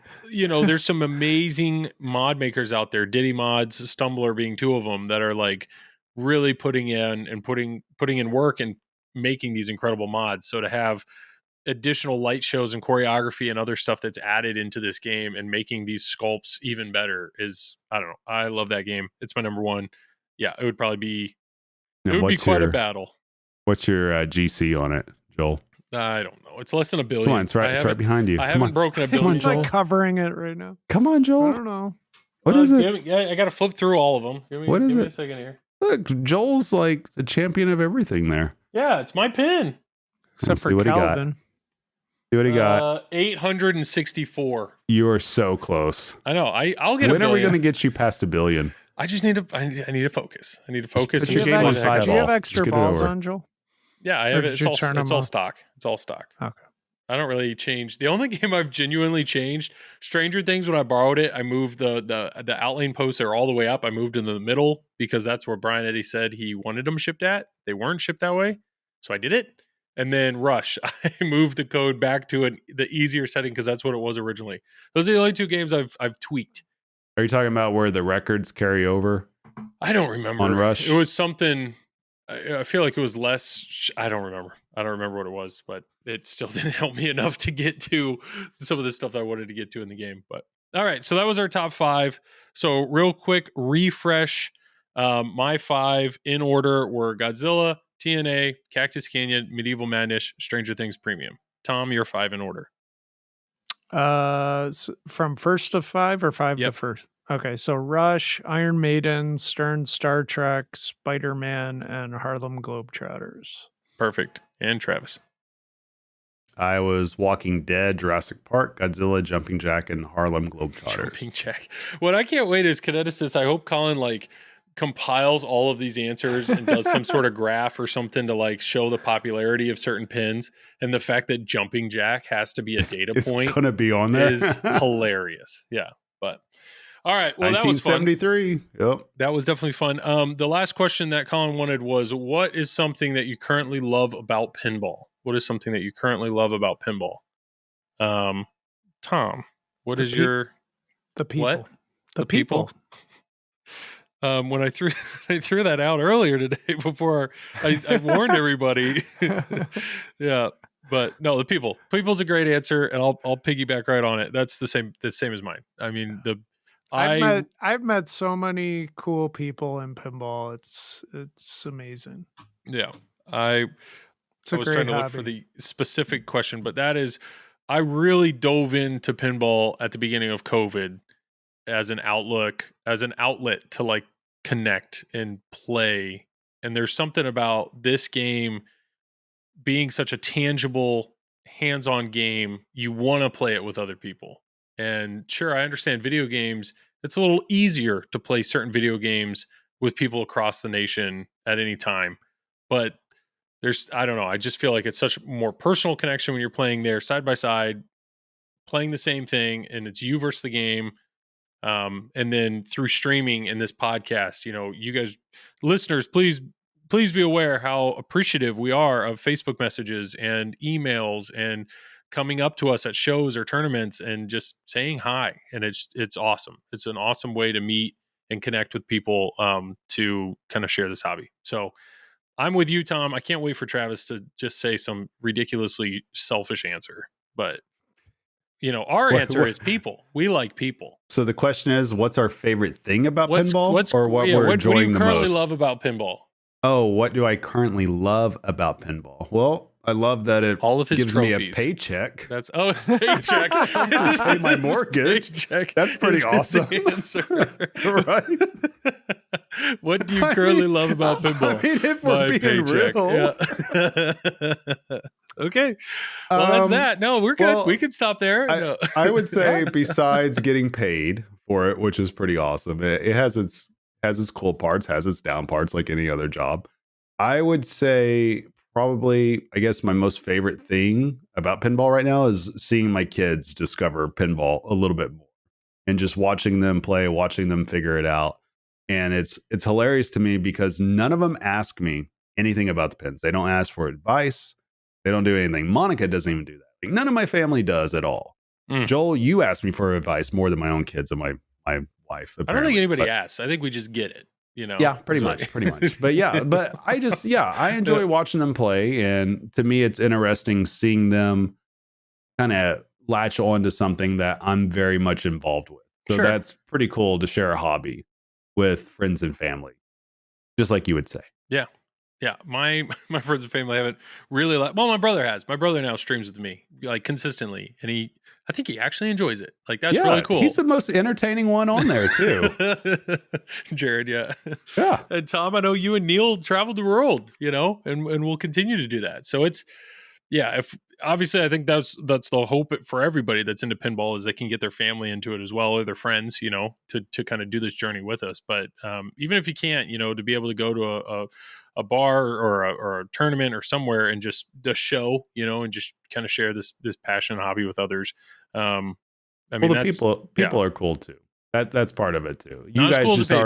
You guys just already answered that. Well, I mean, if anybody wants to pay my mortgage for me as well, you can become number one on that list as well. But no, I think that's the cool part too, is doing this podcast and doing online content and being a part of different tournament streams and all that. It's allowed me to meet a lot of unique personalities and a lot of unique people from across the world that otherwise I would have never even known existed, never would have got to bet. And to me, it's a blessing to get to meet different personalities and get to talk to people from different walks of life, know, and to me, that's what makes life a lot of fun living. And pinball allows me to do that. So I'm very thankful for that as well.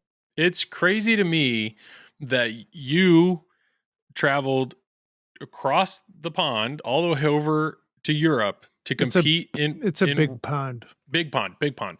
You traveled all the way over there to compete in what is it? Nationals, not national. It's like, I traveled to Europe to compete in nationals. Not nationals, but yes, worlds. Wow. Got it. But you travel all the way over there to compete in worlds, and you happen to play a young adult that listens to our podcast from New Zealand.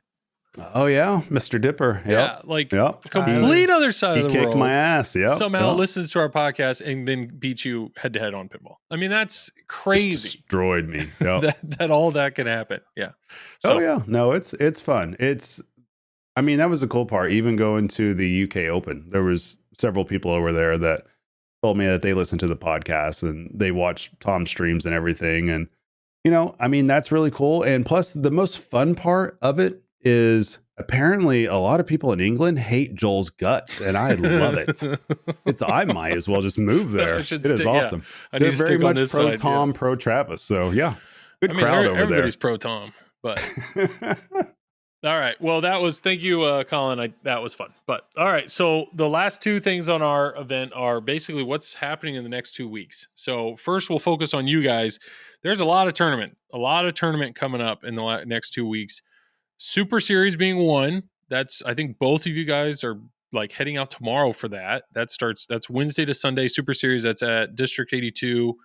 Go for it. say your say your thoughts or piece Oh, on. I thought you were telling I Tom thought you and were I. telling us to go for it. Like you're gonna Yeah. win it all. I thought I'm he was like, giving okay, us yeah, let's fucking go. Yeah, let's get hype. I Get thought he hype. was Yeah. giving us a pep talk. Yeah. Like, yes, Kicking Coach Joel. everybody's Yes. ass. Yeah. I would love to see Travis versus Tom in the finals, and I know who I'm rooting for. That's for Yeah, sure. it would be nice if we like didn't play each other until the finals for a change. I know. Hey, we haven't played against each other in a long time, though. We've been able to No, it's avoid each other true. for a while. Yeah. So, is there anything? I mean, is there anything special like Super Series? This is a big deal. This is a big deal. There's a lot of big people deal. traveling to this. It's multiple tournaments over multiple days. I mean, is this essentially the series? This is the tournament that you guys look forward to like This all is year, the Super Series, Joel. or one It's of them. Super and it's a series. Okay. Who, I don't know. who are the favorites to win right now, do you think, Travis? Besides me and you. I mean, Tom I Graf. mean, for yeah. obvious reasons. Yeah. Yeah, Tom Graf. after us, it's just I feel bad for everybody that's coming there to play against us. To be honest with you, I mean, good on them for trying. I don't know. But no, I would say, gosh, it's tough. I think Dalton, he's the young one that's Yeah, going to be there. He's going to be tough. Yep. He's going to be tough, and of course, Nate Grant's been playing phenomenal. and District 82 is classics heavy, so you're going to have some people there that can play the hell out of classics. I mean, Yep. it's all Andy there's a Derek. Rosa, Derek Fugatti. Yep. So there's going to be a lot of tough players. I mean, we're missing a lot. I think there's something like 25 or 30 top 100 Bob players Matthews. that are going to be there. Yeah. Terry Wing, who's Terry women's Wing, world yeah. champion, is going to be there. So yeah, And then there's the locals like Cassidy and thank God Joel's not going to is, be like, there. You Eric didn't say like, Thorne. is Escher going to be there? Walt Wood. Walt Freaking Wood's Walt awesome. Wood. He's so No, good. no Escher. No Escher. He's No. showing mercy on all of us. Yeah, And he's then, he's taking a break. What's There's another tournament going on at the same time over in New York. So it kind of split Yeah. everybody. They're doing their pro Mm. circuit over there. So it has a couple of the younger players going that way, and I am perfectly fine with that. I mean, Nice. all the young players go to New York. Where's Ray Day? Have fun. Ray Day's going to New York. Go to New Perfect. York. I'm Yeah. perfectly All fine the with good that. players just go to New York. You guys go there. Let us in We're our seniors telling division you, have our go time to here. New York. Yes, please. Are they going to turn the lights on at District 82 for your older eyes? You know, to be able to. Oh yeah. If Yeah, there's lights are money on the line, lights are on. So- All right. Well, cool. No, and Fox City But there's will be there's a streaming the lot Apple of thing, good right? players there that are going to be there. So Oh yeah. Well, I think like what Derek Price is going to be there, who's been a California state champion. Who else is going to be there? Of course, what David DeLuga. I thought I saw Yep. him on the list, and he's an excellent player Luke up there. Nahorniak's always a Is killer. Carl going? Carl was, He but was, Carl had to but- drop. Yeah. Well, you guys have a chance now. Brian Right. O'Neill. Trent. Yeah. It'll be fun. There's just a Dave- lot. You Dave could go down the Stewart. you could go down the list, and somebody could catch Bowden. fire. Like they Roland. could catch fire and win. Andre Massenkoff. I think We Tom could is just go going down the whole list. list. At the That's what I mean. Yeah. No, It's because the Stern Pro Circuit Championship is the following week, so you got some players that are Carlos. going to both. nice. Oh yeah, Carlos is going to be there too. Thanks, Oh, Carlos. Ian, Yeah. Ian's going to be there. Cool. So that'll be fun. That'll be streamed on Fox Cities. Are you starting some that order. Wednesday? I'm going to start Wednesday. I'm not going to do Tilton Tuesdays because it's just Okay. it's You're too right. Screw brutal that. for Just me do going Wednesday. to work the next day. And So we like, got till streaming 1 a.m. Streaming for Fox Cities Wednesday, Thursday, Friday, Saturday, Sunday. 5 days in a row. 5 days of constant competitive high pinball. quality pinball streaming. Make sure to Oh, yeah. get your wallets out there, everybody. Drop some subs It takes a Drop year some off biddies. my life every time I do it. on Tom. No, that's gonna be awesome. That'll be awesome to watch. And but then the yeah, week after that is freaking Expo. is Expo, and I'll be Expo. streaming that Freaking tournament Expo. too. Hopefully. Yeah. So Tom or Travis, I know he said he's traveling whatever Tuesday. He's there Wednesday, Thursday, Friday, Saturday, Sunday, drives home Monday, and then Tuesday you're turning around to head up to Stern Pro No. Circuit. Or No, was I'm it going to Wednesday? go Wednesday morning. Wednesday. So Chicago's only about 4 hours away, and they're doing the Stern Pro Circuit Championship. Yeah. Which is on completely different than last year. Yeah. It's like top 32 or 38. I forget how many but people there's are a whole in the tournament. bracket. Yeah, that's there's a already been bracket out released. there. Yeah. Yeah, and And you it's got a best of few 5. buys. Yeah, you had a few. Yeah. Oh, yeah. Head to head. Best of 5. And I think they're going to show that tournament on Stern's YouTube channel. Don't you hate head to What they're head? going to do. I do. I absolutely hate it. Oh, bummer, dude. I know, that's what I said, but I have to go because it's an automatic $600. So I'm just going to drive, collect my money, and Monica's going to come with me, and we're going to go to Expo. Born free. But I'll only be there for one day, so Thursday, and then leave Friday. So that is Wednesday night at Emporium. Close. We're all over it. Good thing Andy Bagwell's not here right now. I'd kick your ass. That'll be Wednesday, and then Expo starts. Expo is Thursday. I will be at Expo Thursday, Friday, Saturday, Sunday. Travis is going to be there just Thursday. Tom is going to be there Wednesday, Thursday, Friday, Saturday, Sunday. Wednesday night. But actually, the qualifying for the tournament starts on Wednesday, and then all day Thursday is qualifying. All day Thursday. Tom, you're going to be streaming that. Yes. But yeah, we're all going to be at the show on Thursday. So if you want to catch the three of us, do your best to try to catch us on Thursday. Otherwise, Thursday will be the day. And then Tom will always be easy to find. He'll be where is Waldo? He'll be he'll be behind the stream or near the stream. But yeah, that's going to be fun. So that'll be cool. I need to look into because I can technically do that tournament, right? I can still sign up, or is it all sold out? No, you can absolutely do it.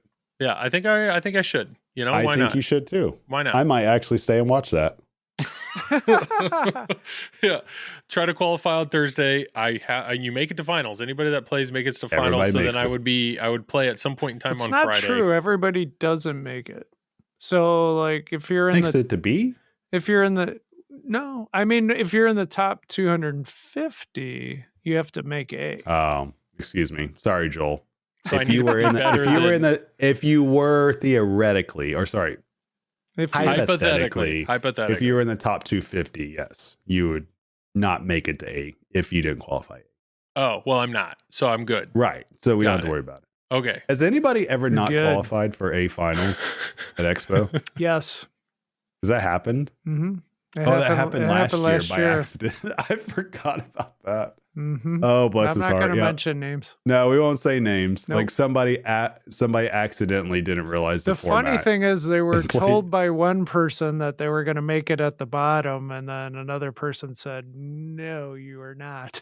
So it was kind of like big oof. And they literally drove like 3 hours to come back to find out that they weren't playing. They weren't there. That sucks. Ooh, double oof. So that is sucks. For all the tournament listeners out there. That means Fox Cities Pinball starting this Wednesday to Sunday. You got high quality tournament streaming. There's going to be the Stern Pro Circuit Finals the following Wednesday night. That's going to be on you said Stern Pinball YouTube? Yeah, on the Stern YouTube channel. Which I think Mark from Backhand Pinball is going to do it. Okay. And Mark from Backhand Pinball is also going to be streaming the New York City Pinball Championship during the whole Super Series thing. So you can and then go during back and the forth. actual show, Fox Cities again will be streaming during Expo. During Expo, yeah. We'll be streaming Thursday, Friday, Saturday, and Sunday as well. I mean,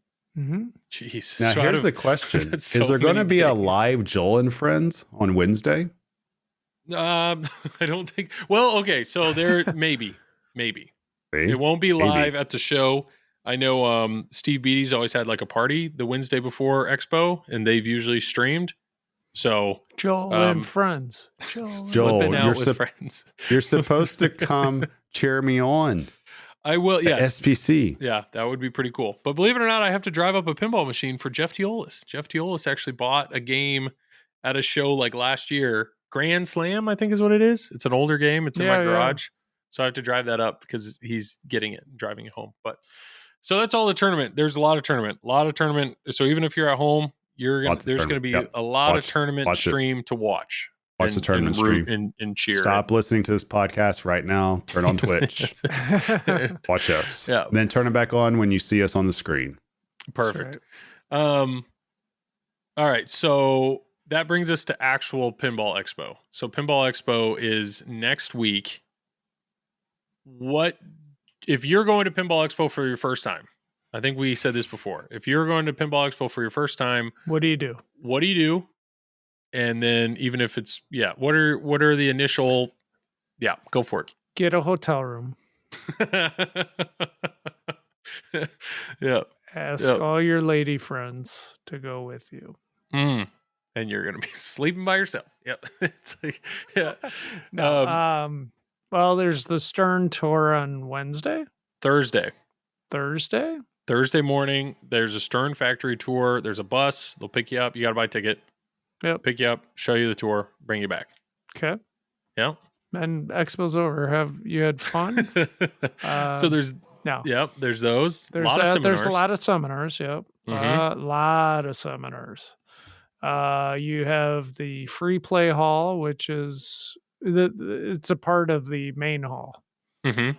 Yeah. So that's open. Yeah, just look at the Pinball Expo and find out what the dates are and stuff. I'm not.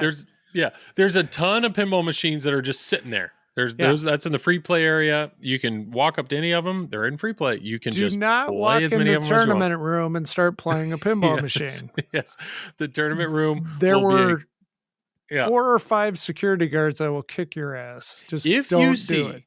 Tom Graf in the same room as you, don't play the game. Don't play the games. If you see Tom Graf buy his streaming stuff, do not come up and start talking to Tom Graf. Don't play a game. You'll get angry, Tom Graf. Don't play a game. If you don't see, that's the check. If you step up to a game, you look around. If you don't see Tom, you can play it. If you do see Tom, don't play it. I think it's pretty easy. That's a pretty good barometer. It's pretty good. Yeah. And then there's the vendor area, which is the vendor area. It's only open certain times, but there's a ton of different stuff to buy, products, things, accessories. But then there's also distributors there that have brought games or teamed up with certain manufacturers to show off games. Then certain manufacturers will have their own areas. So go to those. I mean, there's a chance that some of the pinball designers, software people, employees of these companies will be there, and they're all nice people. Go talk to them, say hi, shake their hand. If you want, bring stuff to sign. I know like Stern has like a signing session. If you want to get a Translate signed or whatever, bring it. It's pretty cool. That's one thing I really love about Chicago Pinball Expo, being that all the majority of the manufacturers are in Chicago. A lot of the employees come to this show, which is really, really neat. So yeah, I'm looking at the list right now, and I don't know if you guys said this earlier. I guess on Thursday night they're showing The Man Who Saved the Game pinball for Roger Sharp. So they're going to show that, and Roger's supposed to be there too. That's at 9:30. And then one of the things on Friday that's kind of caught my attention, the Mystery Pinball Company is going to have a pizza party from 9:30 till midnight that night. You just really like pizza. I do. Yeah, I like pizza, and I like mysteries. You put those together. That's a whole nother thing.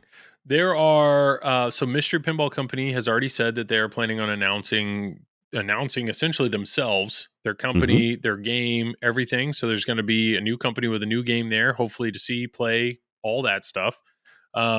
Jersey Jack, October 19th, they're announcing their next pin. So pretty good chance that'll also be at Expo.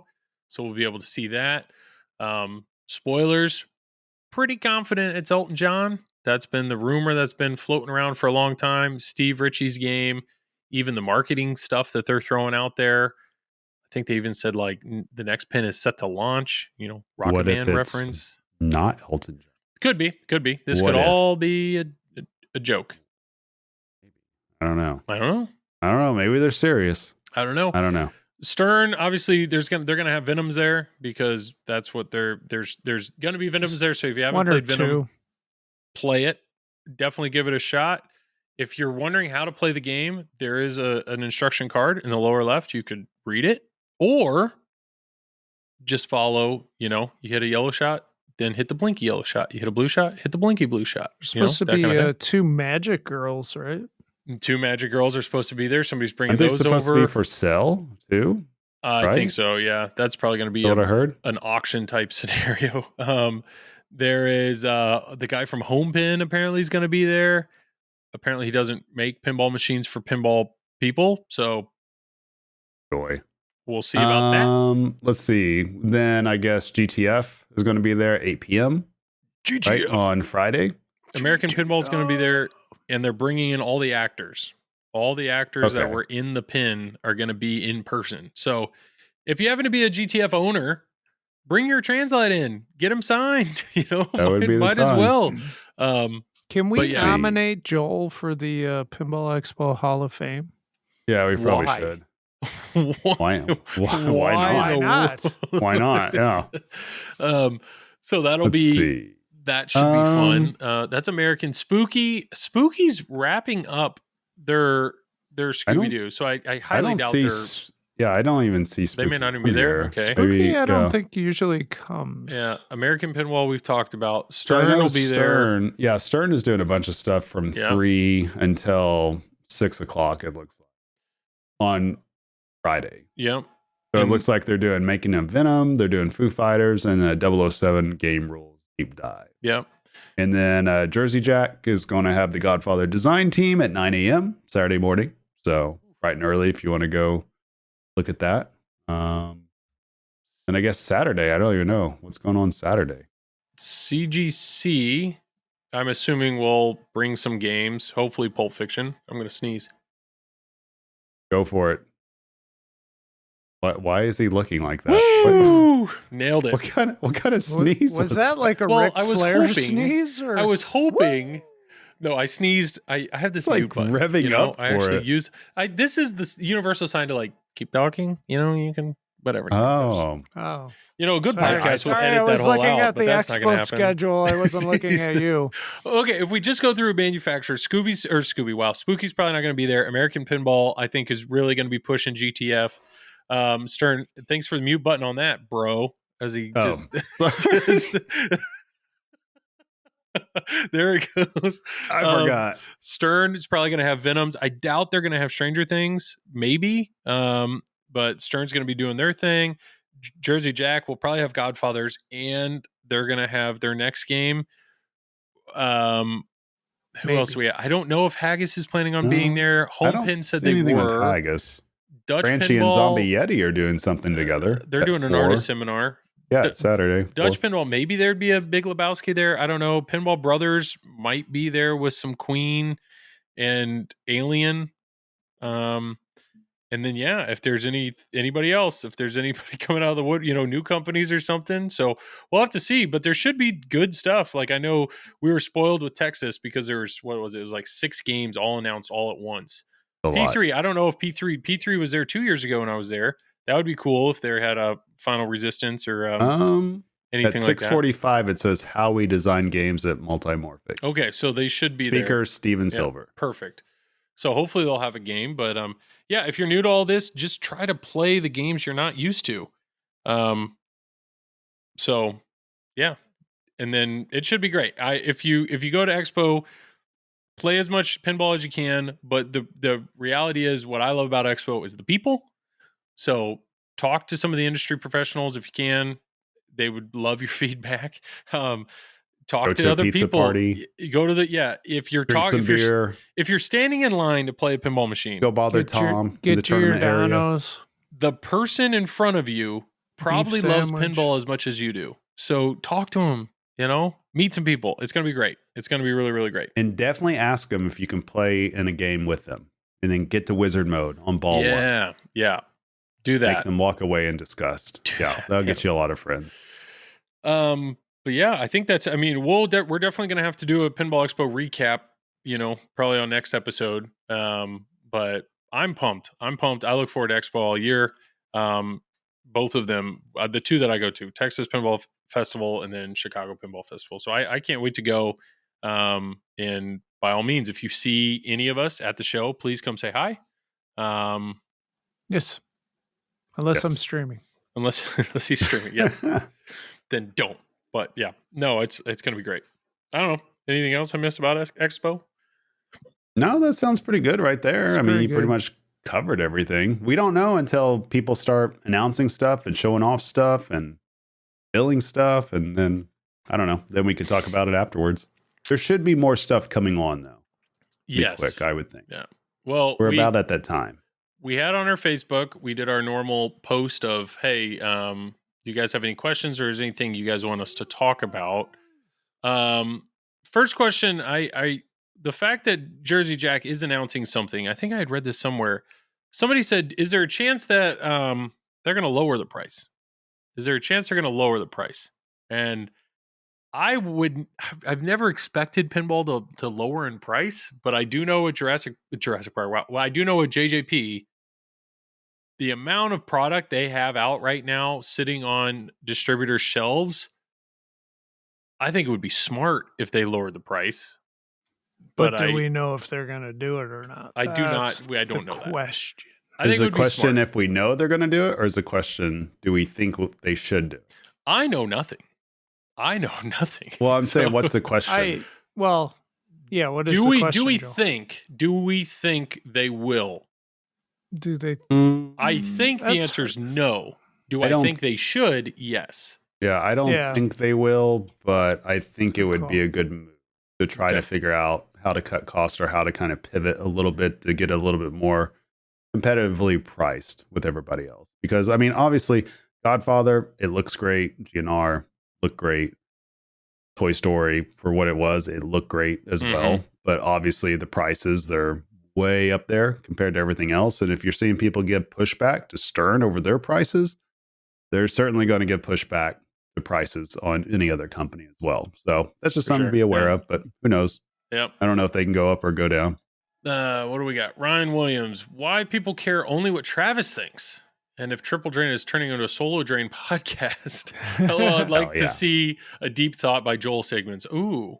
I'll have to Deep thought. I'll think about that, Ryan. All right, Joel, you got 15 seconds to give us a deep thought. I'm not ready for that. I'm over here swimming in the Just act like you're gonna sneeze and you do your little spin thing That's again. not, no. Do that. Let me ask another. I'll think of one. I'll think of a deep thought. Jeez. Sterling, Balls of Steel. What did he say? He said, Cactus Canyon Code coming out next summer. Is CGC done with remakes? They are promising they're going to do another run of Medieval Madness at some point. But after that, after CGC, are they going to dip into another remake? I don't know that. I want them to. I'm sure a lot of people do. I want them to. Yeah. What game are you looking for, Joel? I don't know. I mean, if he Since did a you Papa want Duke them game, that would be to. pretty Wait, cool. which game, Joel? What do you want to see? Well, Yeah. that's what I love about Let's go, Cactus Joel. Canyon is Right it's now. the best. Spit it out. Cactus Canyon's already been made. Which one? I don't know. Deep thoughts with Joel. I don't know. Circus what game. Voltaire. No, I wouldn't want that. Like I think Tales of the Arabian Night or Okay, Theater of that's Magic good. would be pretty cool. But I would love for them to do what they're doing with Cactus Canyon. If they took Tales for the Arabian Night and then release some new additional code to actually modernize the game a little bit, I might that'd be get sick. that. Yeah. I'm super impressed with CGC and their build quality and the machines that they make. So I'm annoyed. Like if they did another run of Monster Bash, I'd probably get one. If they did another run of Medieval Madness, I'd probably get one. Like I really like Joel, you those don't games. have enough room. I know. Do we think Stern will increase their prices for 2024? I hope not. I hope not. I don't too. think they will. I don't see how they can right now. But never say never. I hope they don't. Yeah. New Pinball Alley sign. Is it worth it? We already are paying $2,000 for toppers. That's I was not. just I don't have gonna any say place that. in my place. It would set up. Tom, are you tempted at all to get one? No, because I really don't have any room for it, and it won't fit above my toppers. Oh, bummer. Travis might. Travis, hey, take it in, everybody. Everybody watching this right now, take in his background. It took him this long to make it look decent. This is it. This is the last time we're seeing this room because Travis bought a house. So we'll have to see what his studio looks like. We all know Imagine Monica's going moving. to paint it. It's going to look great. and it's probably going to be a closet or something initially. It's going to be we got to start from the bottom, work its It's way going to be up. pretty sad at the very beginning. Yeah, but your new place, you might be able to fit that topper or not topper, that sign. Oh, the pinball. Yeah. I mean, we got a little room. Yeah, A little bit. All right. It's not like Tom-esque with his toppers or anything. Tom, what is going too far when modifying a game for a tournament? Something you've experienced or don't or wouldn't want to play? Yeah, I mean, there's definitely going too far. Making games so tilty, like you breathe on it and it tilts. In general, there's a lot of things you can do, like slight things, like just making the slings really sensitive to your games. That would do wonders to make a game tougher, where you don't have to necessarily, pull posts out and things like that. But there is going too far, and I think some games have gotten there in tournaments. And that's frustrating. Yeah, we've talked about this before, that there's been a few tournaments where the feedback is the games are so hard, it's just not even fun. Like, it's not even really fun. It's just who survives the longest, basically, on the pin. And when you remove the actual skill aspect of the game, and every pin is just luck and chance and hope, that the ball just stays in bounds a little longer. Well, there's making a pin brutal, and then there's making a pin like disgustingly brutal that you don't even want to flip the ball. I mean, there's got to be like a happy medium. Yeah. But I think that's dependent on the game too, because you don't necessarily want to make a game like Stars super tough, because it's already tough. You agree, Travis? No, I agree. I guess the one thing I think people go a little bit overboard with is having, and I played on a few pins like this before, where the tilt is so tight that a ball in the pop bumpers is causing dangers. Yeah, you're not even touching the pin. Like that. Yeah, that in itself is not fun. So if you ever want to put on tight tilt, just keep that in mind. I think that the way to go with pinball, especially in tournaments, of course, you don't need games playing forever, but you need them playing fair. Yeah. So it's almost like finding a balance, an equilibrium balance, that I would rather see the pins be made a little bit more difficult as opposed to making the modes on hard or something like that. Like, just keep the modes and the multi-ball on default. You can go ahead and open up the out lanes if you want. Mm-hmm. But if you're going to do that and you're going to make the pin steeper, go ahead and loosen up the tilt a little bit. Let somebody be able to move the pin. Yeah. Because if the out lanes are just super wide open and you can't even move the pin, and all the settings are on hard. That's not fun at all. And I've played in tournaments like that before. Yeah. And it's gotten to where a couple of times I just said to hell with it and just went and got a beer and just stopped caring, because it's just, I mean, that's why we all play pinball. We want to have fun. What about lightning flippers? Like, are you okay if they put lightning flippers on every game? Like I said, it depends on the game. If you do it on, again, you put lightning flippers on Stars, I'm going to tell that person to go F themselves, but, but I mean, if a long playing Stern game, sure, put lightning flippers on it. It doesn't bother me. Yeah, we had lightning flippers on the Godzilla at Free Play Florida last year, and that was actually really fun. Yeah, it wasn't play. It played great, actually. I didn't think it played it was bad. A different nuance to it, and it was just it made the game a lot of fun. I mean, the game's already fun, but I was just, after doing that, I was like, hell, I might want to put lightning flippers on mine at my house. So I've never had that thought. Nope, never had it. You've had thoughts. I need to put on more precision flippers. I think Travis and I would agree. Like, you just don't want to take skills away. That should be there. By making a game that difficult. Well, the game needs to stay competitive. Yeah, and it doesn't need to devolve into just who does the best skill shots.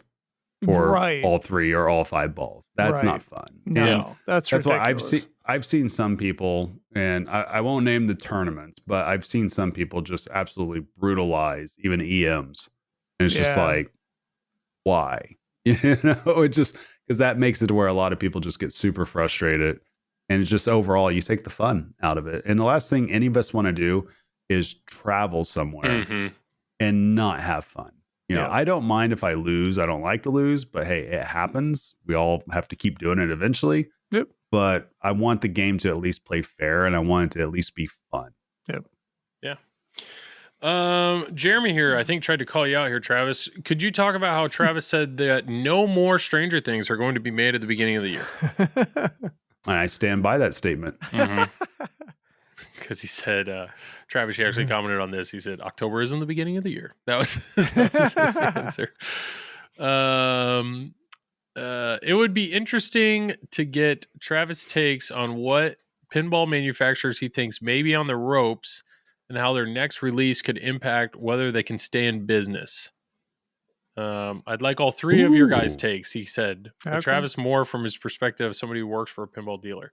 I would assume because you work for a pinball distributor or dealer, you probably have to filter your take. Oh, yeah. I could totally just burn every bridge right now in the next 10 seconds. I totally could. Now, I'll just say this. I think from a business perspective, it does concern me where the pinball industry is headed right now. And a large part of that is because there's just where the prices are at right now. Obviously, people are having to make choices over how they want to spend their income with mortgage rates just going way up, with the cost of living going way up, gas, groceries, everything, Kids college going tuition. to college. Yeah, exactly. There's so many things going up. And so there's only so many people. Like the pinball industry, the pinball buyer base is big, but at some point, though, we're going to find that ceiling. And at some point, there's going to be more demand or more supply than demand. Whereas the other way we saw, there's more demand than supply. So obviously, supply is catching back up. So the question really becomes then, what are people willing to pay? And what's their utility for the current products coming out? Which means, what are the themes going to be like? What are the designs going to be like? What are the rules going to be like?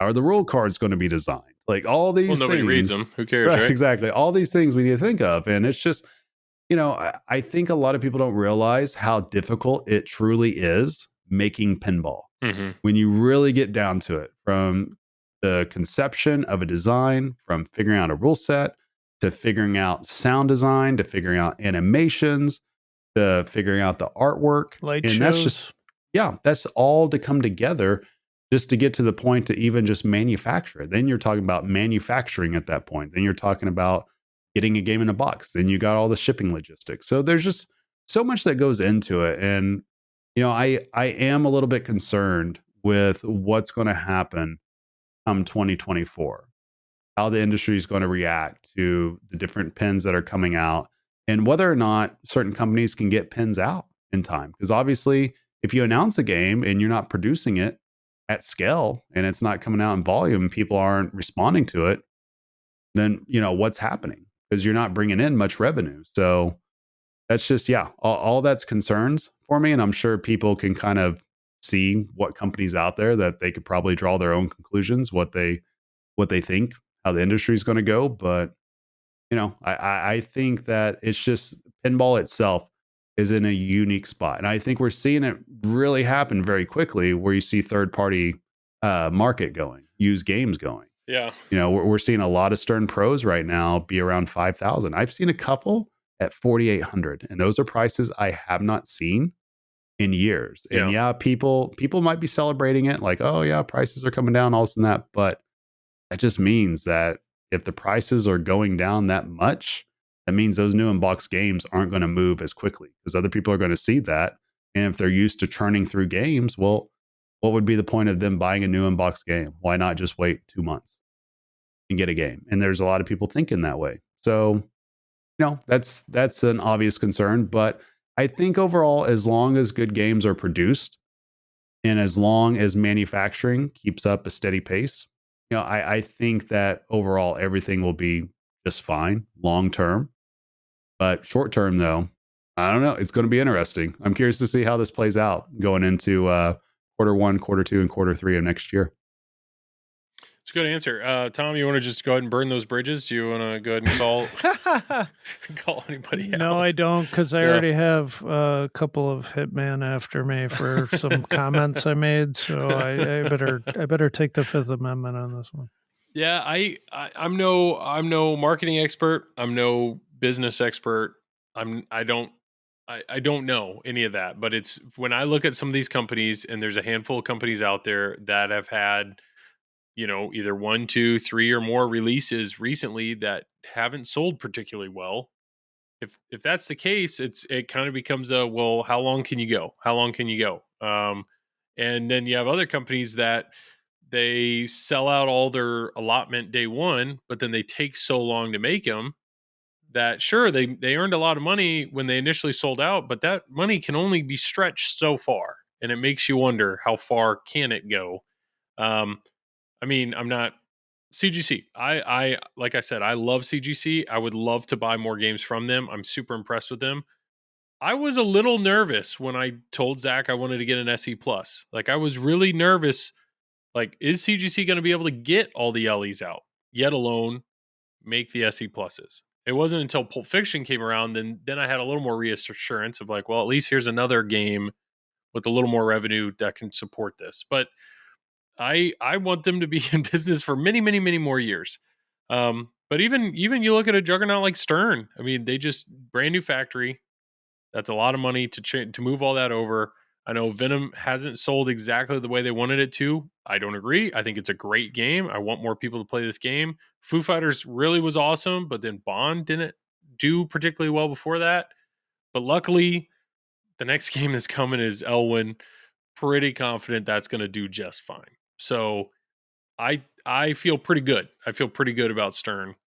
But yeah, there's some other manufacturers out there. I don't know. There's a lot of big question mark here, and it's weird to be in this hobby now. And Travis is gone. Cameras cost a lot more too now, Joel. It's weird to see so many games in stock. It is very weird that so many games are in stock. Well, and that's the tough part too, is to consider this. If you see a ton of games in stock, that means that business or that particular business has cash tied up in that. Mm-hmm. Obviously, we talked about this in terms of, or what was it, cash grabs or money grabs, whatever people's calling it. It's like, there's cash grabs everywhere. That's why we're all in this business, because we have to make a profit. We have to make a living. So yeah, I don't know. That's my biggest concern for a lot of people, is how is their cash flow going to be? Because it was super easy to not have to worry about it during 2020, 2021, early 2022, when everything's flying. But once things stop flying and cash gets tied up, maybe you got to manage it a little bit. What are we going to see more? Or what are we going to see sooner? Are we going to see a pinball company fold? Or are we going to see distributors fold? Like, which is the red flag? Are distributors going to run? Yeah, you'll see. Well, I think first. I think you'll see dealers fold before a manufacturer. Yeah, because there is a difference between dealers and distributors. Distributors would be the huge ones. But yeah, I think it's likely you'll see dealers go out of business. Like, not any of the big ones, but you got to remember there's just so many of them that somebody could just as easily, they're running it as a hobby, which, I mean, that's fine. That's their choice, and they may just as easily say, to hell with it. I don't want to mess around with it.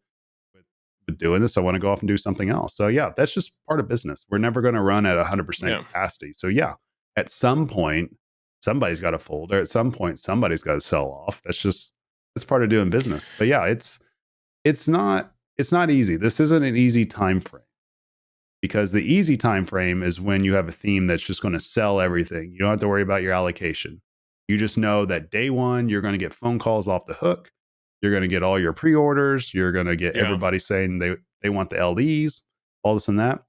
That didn't happen for a lot of people with Venom. And that's kind of new for a lot of people. That's kind of new. That hasn't been happening for a long time, for a few years. So, I don't think it's time to sound the alarm completely yet, but it should be an indicator of what the current pinball buyer is willing to accept and what they're not willing to accept.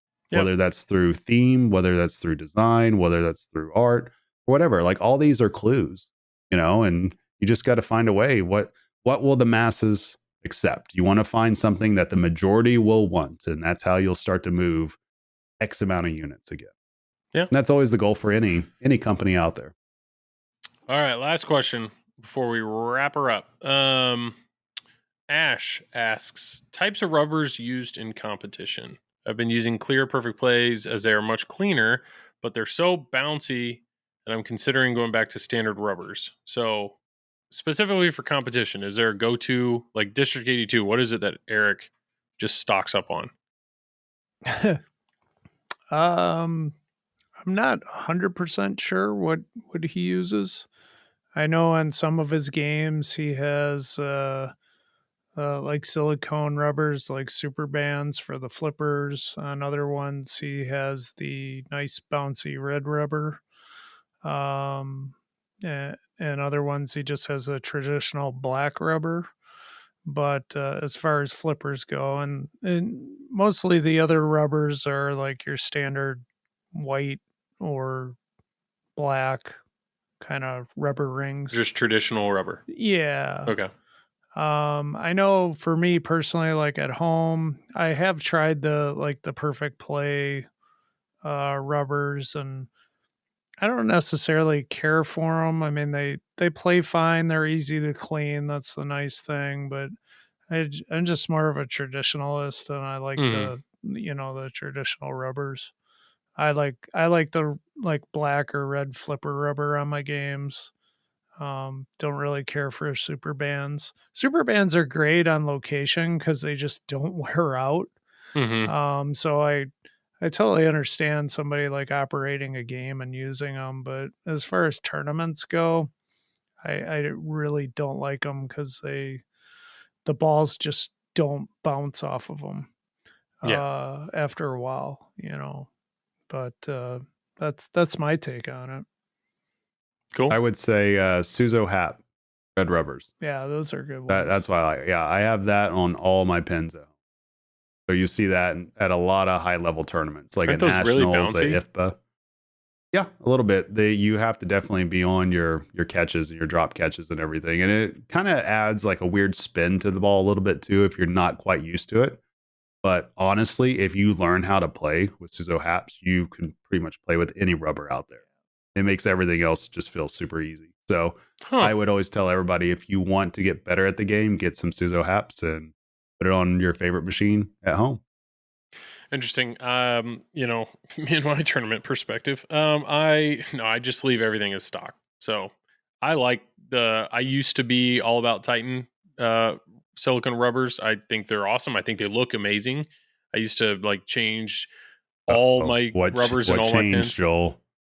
Well, one, borrowing games, I'm not going to waste time replacing them, and it's just like on Godzilla, I've been modding the heck out of it, but I just don't have any interest in changing the rubbers. I'm totally fine with the modding everything else, but the rubbers. Gameplay. Yeah, it's like the style. I'm totally fine. Did you with put the precision flippers on it? I have not put this precision flippers on Godzilla yet, but I'm totally fine with just standard black rubber on the flippers.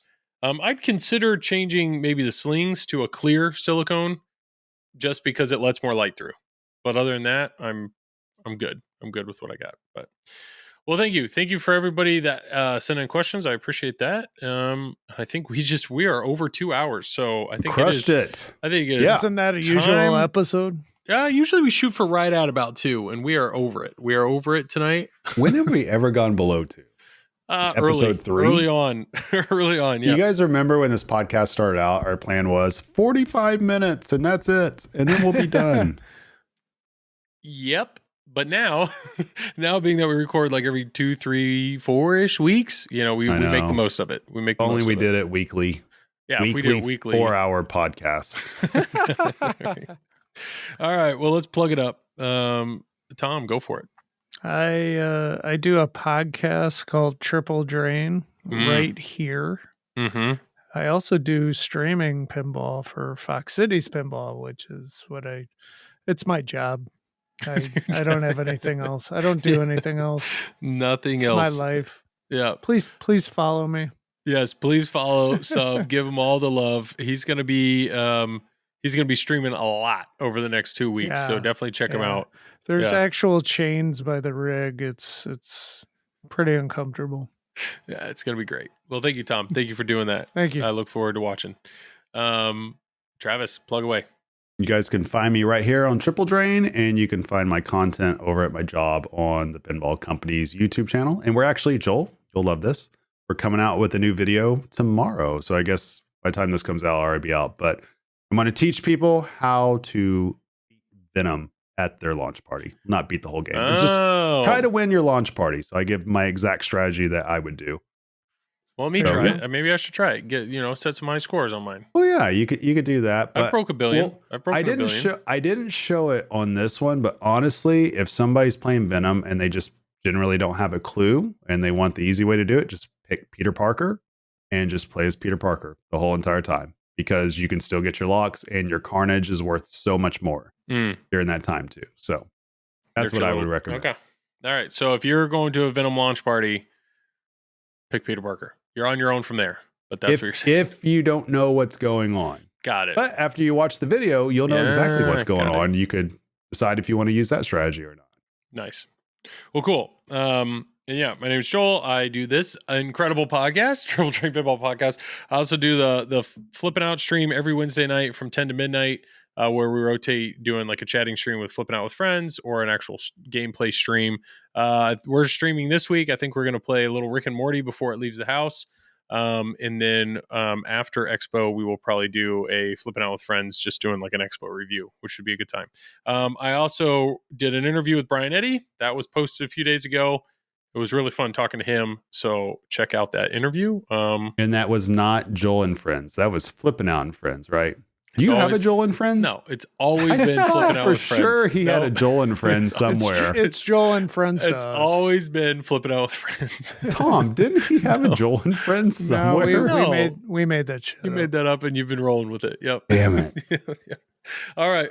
Well, like always, Tom, you get the last words.